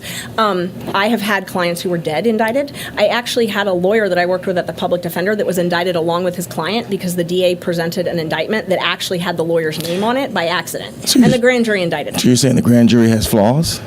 100%. Oh, so would you think it'd be better for just the prosecutor to draw the accusations? No. So the grand jury. I know you guys have a bill doing that right now. No, I definitely don't think so. The grand jury is better than no oversight. Correct. Definitely, but Right. it's a continuum. So my point in bringing that up is the grand jury is not perfect. The grand jury is. I'm not allowed to be part of the grand jury. It is not what I would call adversarial. So the grand jury is one-sided. They only hear from the prosecutor. And they hear hearsay. So in this case, using it as an example, the investigator for the DA's office listened to all the January 6th testimony, read all the testimony, went in there and summed it up for the grand jury. They present, the grand jury doesn't draw up the indictment. The prosecutor brings that indictment, and then they vote, and it's a majority. So all they have to do is a majority vote, and it's by a very low standard. It's a probable cause, which is about 25% proof. So you've got hearsay, you've got a witness who hasn't actually witnessed anything personally, you've got a standard of 25%. I think there should be much more safeguards on the grand jury process, personally, but that's for another day. So you went through special grand jury and they made their recommendations. Then went to a grand jury and they, of course, made their recommendations. And how many persons have actually pled in this particular case? 2 or 3. 2 or 3 already. And they were lawyer. Well, there was one. So the first gentleman who pled, he was a bondsman, and he was not, because of the state law for bonding agents, he's not able to actually run his business while he's on bond. So he had a significant financial interest in entering a plea early on because he was essentially couldn't work if he didn't enter a plea. And I mean, he got probation. It was not what you would imagine in a huge racketeering case. You would not imagine probation and a $5,000 fine. The other 2 people who pled are both lawyers at the end of their career, and I can imagine when I'm close to retirement and I have my retirement funds, if I would want to spend them on a criminal trial or spend them seeing my grandchildren, I would spend them seeing my grandchildren. One of the things we've been talking about is Mr. Wade's kind of qualification. So, Oh, yes. But you did mention early on that he was very instrumental in the special grand jury process. So he's been there. He's been part of this process. Oh, you can see that by his bills, yes. Right. So other than just his bills, you said that you recognize that he's been part of the process. So even though he's very, I guess, what everyone's saying is inexperienced, he was able to go to a special grand jury and get their positive recommendations, I guess, from state side. He's able to go to a grand jury and get indictments, which positive for the state side. And he's actually had some persons actually plead guilty. So this inexperienced former assistant solicitor, I mean, he's not doing too bad, is he? That would be up for dispute. I mean, if you want to talk about his qualifications and whether I think he's qualified, I'm happy to talk about No, that. I'm just saying. I mean, when you say that someone's totally unqualified, that's basically what's been going on. It's very surprising he was able to go to a special grand jury. You say he's integral in that. That's not surprising at all. And he's going to a grand jury, and you say he's integral in that. Then why even say that he's inexperienced? And he's getting people to plead guilty. But basically, you're saying those are just lawyers that don't want to do anything anymore, and they just pled their clients guilty. No. I understand. No. So the special purpose grand jury, first of all, remember, my client was not recommended as far as that. I understand. The special purpose grand jury, I've had the opportunity to read a lot of the transcripts from that. It's direct examination. So you're bringing a witness in and you're talking and you're saying, tell me what happened. So he did that along with Mr. Wooten, and he never did it all by himself. He definitely led it, but Mr. Wooten asked a lot of questions, and there were some other prosecutors in and out, but he was always there. But that, I mean, special purpose grand jury is really just to investigate and get testimony. I understand. So it's not. But when a person's trying to insinuate that somebody's basically totally unqualified, it is important to realize that they've walked this case to this particular point. Very complicated case, I'd imagine. I mean, that's something that we could debate. If walking someone through the grand jury, the special purpose grand jury is complicated or not. asking questions. And again, there's a team of 10 lawyers. So So now it's a team of 10 lawyers. who knows what part he's doing. But the question would be then, why him? Why not all of the public servants who are taking government salaries and, restricted in their private law practice? Why do they need him there when there's all these other people? As far as the qualifications, asking questions in a special purpose grand jury in and of itself, there's no opponent. There's no adversary. There's no judge. Once it became adversarial, you've had persons start And- pleading. And maybe more potentially, correct? Possibly. But we'll find out. Doesn't seem- But let me ask you this, though, because you were talking about the staff. One of the reasons you may go outside to outside counsel could be the fact that if you actually put this type of case within the office, just speculating, but to some extent we all are, the office would basically shut down. It's a potential that the DA's office had actually basically shut down. Oh, God, no. If you took the $1 million that he's been paid, you could hire 5 lawyers. You could do that, but how long would you be able to keep them? In other words, if you hired 5 new inexperienced ADAs, they're not tackling this case. And also, Well, the inexperienced ADAs are not going to make He's going to- $200,000. So if you're hiring inexperienced ADAs, you'd probably be able to hire 20. But that's not what But the they're key thing is, that job that you're talking about that you're going to hire with that, with the $1 million that you'd have paid him, Yeah. if that's your theory on it, that's not going to stay. That's not necessarily going to be long-term if you're just saying the money you paid him, you could have done this. Because his is a short-term kind of situation. His is on contract, so it's short-term. It's not a long-term contract. It's not going to last for a person's career. So I understand the back and forth when persons were saying, well, they could have used this money for that. But that money was delegated for him on the short-term project, so to speak. So it's not anything that a person would come in long term and actually necessarily do. But at the same time, that would be up to the district attorney to make that decision, how she's doing that. I just make the point that so far, from a district attorney standpoint, I would say that they probably believe that so far the case is successful. And we can argue about what's qualified and what's not, but certainly I think that they would argue at this point the case has gone from a successful pattern for somebody that's been denigrated and said is totally unqualified. I did want to go into these trips. How much thought- was wait. the money? Go ahead. Thank you. Was that a question? Because I'd like to respond if it is. Yes. Okay. I took notes because there were a couple different questions in there. So the first one, you said about how much money. So Ms. Willis had stated that it would be between $3 or $4 million to actually pay Mr. Wade completely to prosecute this case. So you'd be able to hire a number of prosecutors. Some of them do come and go, but most of the prosecutors we've seen on this case have been there since the beginning. So, unfortunately, these cases take time, so people may leave. You also asked me about that this money was delegated for this, and I just wanted to make sure that my testimony was accurate. This money was never delegated for this. The county did not ever delegate this. The county was not involved in that at all. Ms. Willis is the one that decided, and there's no budget. There's no transparency at all on this. She does the contract with him, and I believe you showed those contracts. So in that sense, is delegated to him because that contract can end at any time. She could say, "Hey, the contract," Yes. because he works at her pleasure. Oh, yes. So that contract can actually end at any time. That Yes. would be the point. Yes, On the trips, how much total were the trips? about $20,000. And I think it was about 17,059. But even if we say 20,000, what was the average cost of each one of those trips? I don't know. Well, Unfortunately, they did not provide all of the records, so I can't tell you exactly. All I can tell you is what Mr. Wade charged on his credit cards. I can't tell you. Most of it was paid in cash, so there's no record. So I wish I could tell you, but Going by your slide, one was 3,335, one was 4,453. which one? Hold on, I want to make sure I'm clear on each. You had 6 trips. Okay, but which trip are you talking? Well, you said one is 3,000 something. I want to make sure I'm clear. Yeah, put it back up for me, please. Yeah. There we go. Okay. So the first one, Royal Caribbean, 3,335, Aruba, 4,453. And then you see the next one, and then the next 2. How would that compare? I mean, why is that so unusual on price points as far as trips are concerned? No, I mean, I don't think so. The Royal Caribbean, so I can tell you because I know these records really well. I mean, Royal Caribbean, I specifically kept out the money that he spent on his mom's cabin. So they had 2 cabins. His mom had a cabin. They had an oceanfront balcony. For the Bahamas, I think oceanfront balcony is probably upper middle, but I don't know that it matters. Flew comfort class. not unnormal for a lawyer. I mean, Do you know what maybe the average American spends on vacation? not this much. You don't think? No. Have you looked?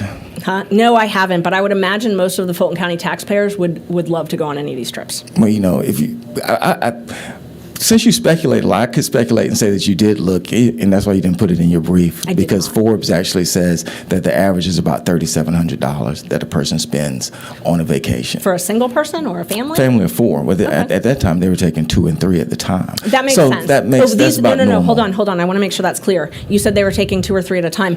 All of these, I made very certain that my numbers only included the 2 of them. So the one trip that they took But his it's mother on, 2 adults. 2 adults, yes. It's nothing extraordinary.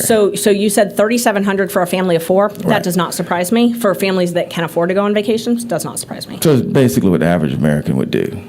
So that's Yes. this is half of that for 2 people. So you said $3,700 for a family of 4. This is for 2 people, Right. It's just 2 people. right? So Yes. yes. So it wouldn't necessarily be habit. It's 2 adults. Bottom line is, it's not extravagant. It's not lavish, is it? The law only says $100, so. But it's not lavish. That's one of the reasons I didn't include all the Ubers. I quite frankly didn't want to do the math, but there were a ton of Ubers on each of these trips. There was a hotel at the beginning of the Royal Bahamans. I didn't include that. I didn't want to do the math, and I also did not want to. And how much does Ms. Willis make? 200 and something thousand a year. And so It's in my brief. your argument is that a person who makes $200,000 a year Mm-hmm. is actually setting up prosecutions to go on a trip that costs $3,500. That's your argument. No, not in isolation. I mean, you're talking about in isolation. No, I'm not talking about in isolation. I'm talking about what's in briefs.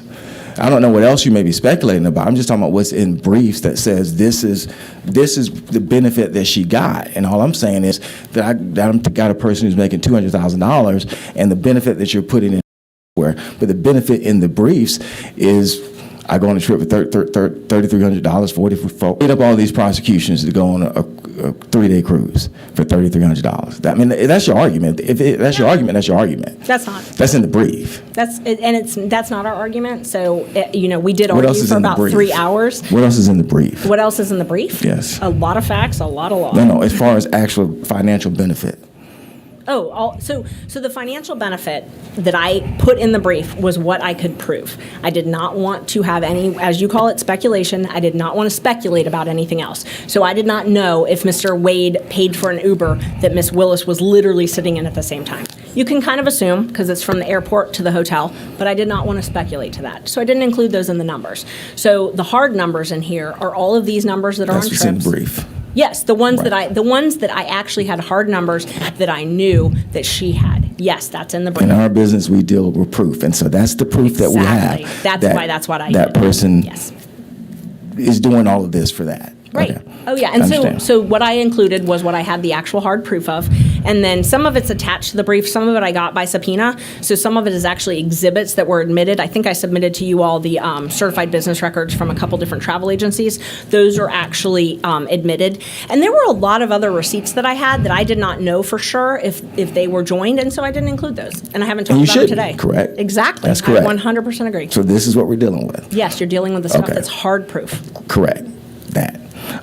So my next question then becomes, going to conflict as far as his salary is concerned. Just curious, is it the amount of salary that you really creates the conflict? I mean, because we get stuck on money a lot. So is the amount of salary that is creating this conflict in your mind? No, or it's is the just the fact that fact that there- he gets any salary at all? No, it has nothing to do with that. I did not make any allegations against Mr. Floyd or Ms. Cross. It's the fact that they were sleeping together and he was paying for trips for them to go on, and they were hiding it from the Discussed, taxpayers. Which we just discussed that. That's why. So if there's not a trip, then you don't believe there's a conflict. Oh, I do, because of the Fulton County laws. The laws say that they I'm can. talking. I don't understand the county codes, but I'm talking about as far as like what the case law says, which is Oh, yeah. what the judge is actually going to. If they're not, hiding that or against the Fulton County ordinances. They were hiding it, though. Do you believe that there's a conflict? If they brought it out and said, hey, we're dating, is it a conflict in your mind? They only brought it out once I alleged it, and they called me a liar multiple times. What I'm saying is that they brought it out, would it be a conflict in your mind? Is it a conflict?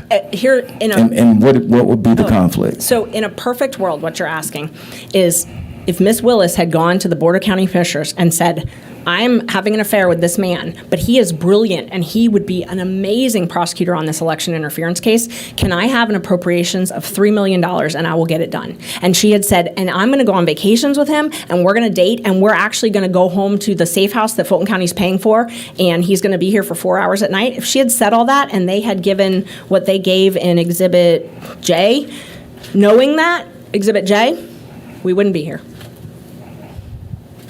So then your client actually has no conflict because that would still exist. Your client has no hard conflict then. There's no actual conflict. It doesn't matter if you disclose a conflict. If you disclose a conflict, it still exists. And that's exactly what they said in one of the cases that you cited. If a person says, I got a conflict, but I'm still going to testify against you. I know I represented you, and I have a conflict, and I'm going to go testify against you. Conflict is now over. Absolutely not. If you have an actual conflict where your client is harmed, just because they disclose it doesn't end that conflict. No. So what you're describing is not a conflict at all. You're just saying, I caught somebody, so therefore I'm going to create something and call it a conflict. You cannot waive a conflict like that. You just could. If your client is, you could not do that for your own client. If your client is actually suffering harm, as far as how the prosecution is taking place, because that's what a conflict is. Just because she says, oh, I'm doing these things, you're not going to go to your client and say, you actually have actual harm, but she said it, so we're going to still go forward. That makes absolutely no sense. I'm sorry, I don't understand your question to me. I don't know what You you're don't asking. have a conflict if you're saying if she disclosed it, it would go away. Then there is no conflict. No. I did not say that. I said we would not be here if that had happened. Right, That's what because I you said. wouldn't claim there's a conflict. No, because we wouldn't be here because it violates so many of the Fulton County statutes and ordinances and the state statutes that we wouldn't be here because it wouldn't have been approved. But if she disclosed it, not the way you said it. If it was disclosed, it's disclosed now. What is the conflict? The undisputed facts, the facts that we all, your side and my side. How is your whoever's client side- harmed? That's my question. Hold on, I'm trying to answer your first question now. So if all the undisputed facts, if those had been in front of the Board of County Commissioners, we wouldn't be here because there would not have been a contract because it's in contravention of law. So we would not be here. I would not be bringing a motion because who knows if my client would have been indicted. Now, I wish we could go back in time and undo that and see, but we can't. And so Mr. Wade was in the grand jury. He should not have been there. He should not have been appointed. Had the Board of County Commissioners known all of the facts of the case, he would never have been appointed to this case. So we can't now speculate as to what could have happened. What case law do you point to prove that?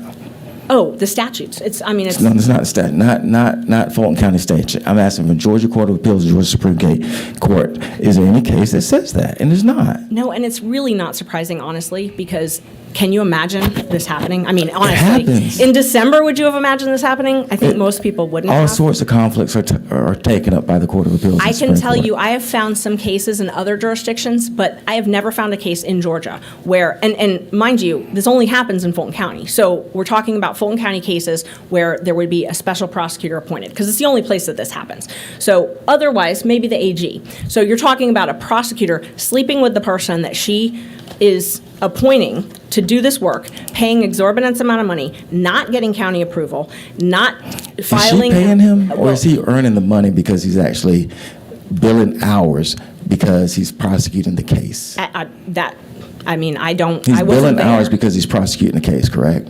I A case that a would grand hope. jury indicted. I would hope that he's billing based on work that he's doing. I don't know because I don't have proof of that, and the billing is very irregular. But I don't know, so I don't. But I mean, speculate. words do matter when we say that she's not paying him in that sense. He's earning money for a case that he's in charge of prosecuting that a grand jury indicted, and that's where we are. You're correct. She is not paying him. The Fulton County taxpayers are. as they pay every prosecutor, as they pay every public defender, and every government official that actually exists. Employees, yes. 100%. And that he is part of that process. And he is prosecuting a case that you're involved in, correct? He's prosecuting, and he's been integral in that prosecution. And you've said that. I mean, he has been very involved. Integral to me means that he is necessary. Senator Jones, are you getting close? Yes, sir. I just had one last question, and that was, in the case that you cited, it clearly says... Which case? I'm sorry. In Whitten, Whitten? Whitworth versus State, it clearly says, the prosecutor should see no unfair advantage in taking advantage of the accused. That creates the conflict. What unfair advantage has he done in this case? And you've asked me a lot of questions about Whitworth. I would love a chance to read it if you have a few minutes, just so I can actually respond. I don't have it in front of me, and there's a lot of cases out there, and I want to make sure I respond accurately. Sure, I have it. Okay. Fine. Yeah, absolutely. Thank you. I'm sorry. I'm one of those people, I'm visual. I like to see it. Do you mind? He does it now, too. Thank you.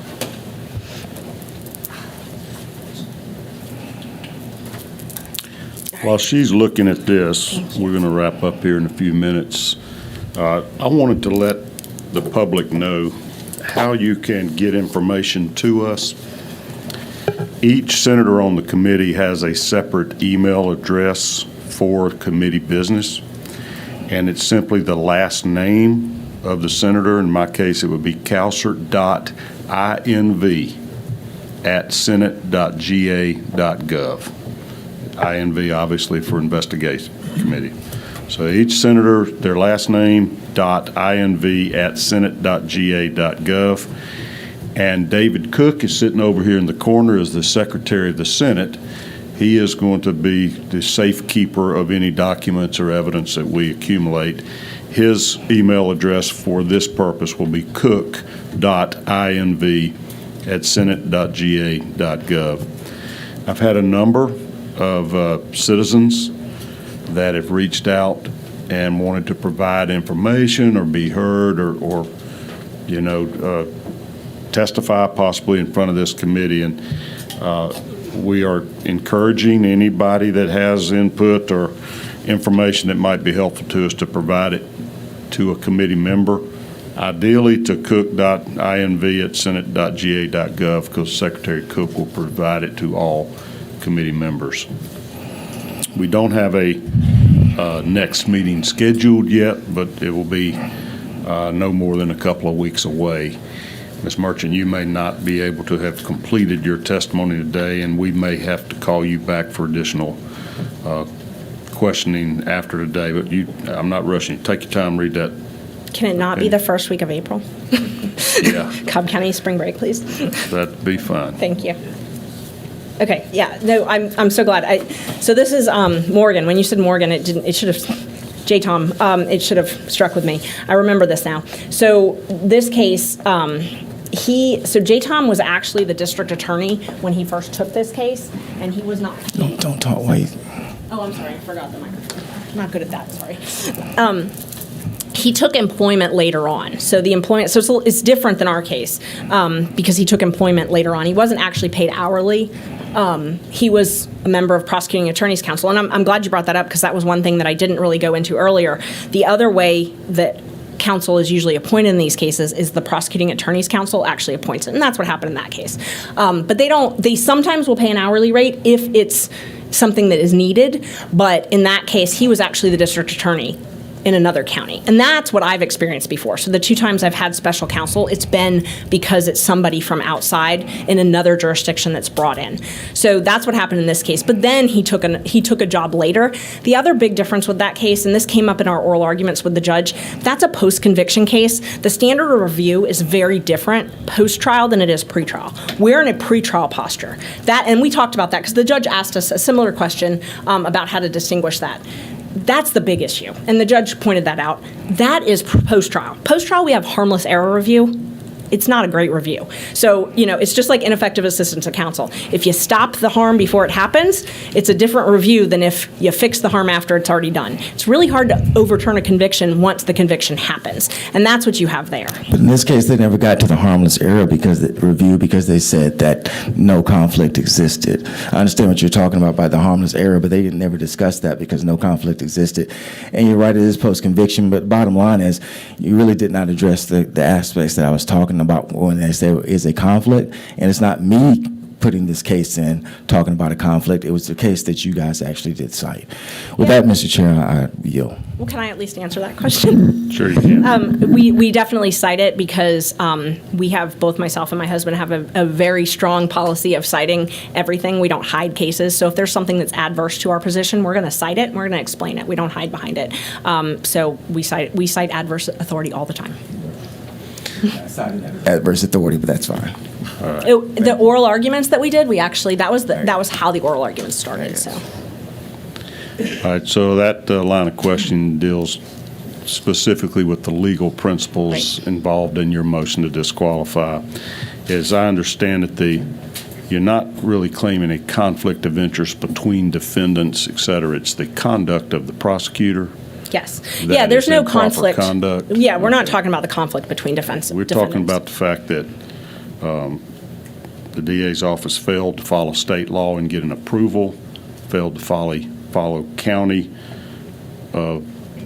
policies to get approval of her budget and this contract, that he was not eligible to have been hired had he been disclosed because of, you referred to it as nepotism, but it's relationships with, and your complaints are of she's receiving a financial benefit of gifts of more than $100, which violate county policies. Yes, county and state. So And state. and we attached that to one of the briefs, her return where she filed it under oath that says, Okay. I mean, it specifically says if you've got something over $100, you have to disclose Right. it.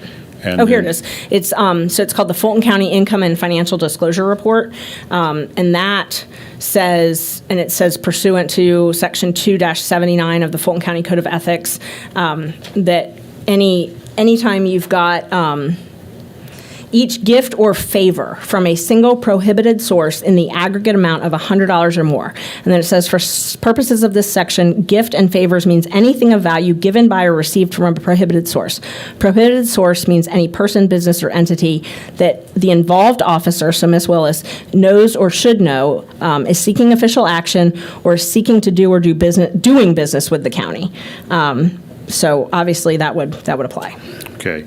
And failing to respond to your open records request and potentially giving false testimony under oath if your version of facts is proven to be true. Yes. Okay.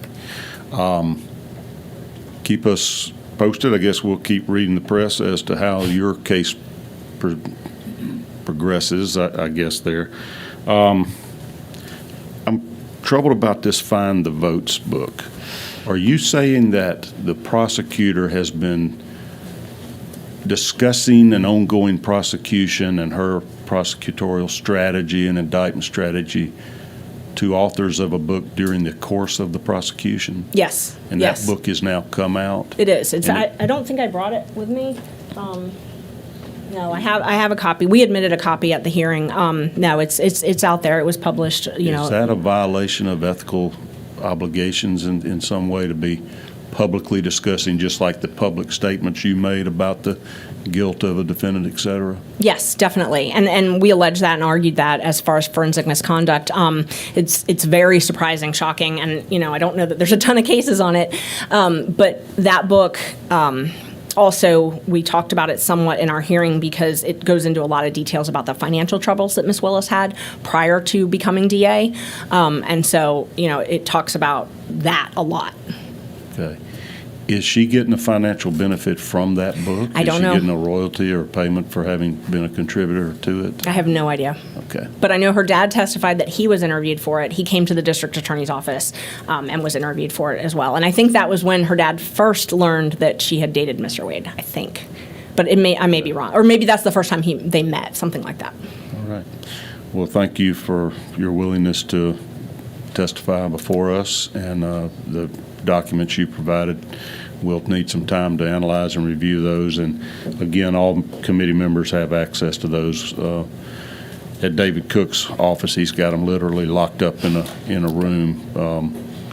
We are not making copies or disseminating those. I will review the documents in more detail, and I'll confer with you, Senator Jones, if you're able to, and we might can agree on what should be kept confidential there. I noticed some bank records and things that if it were me being investigated, I probably wouldn't want it divulged to the public. I don't think that's necessary for us to do our job here.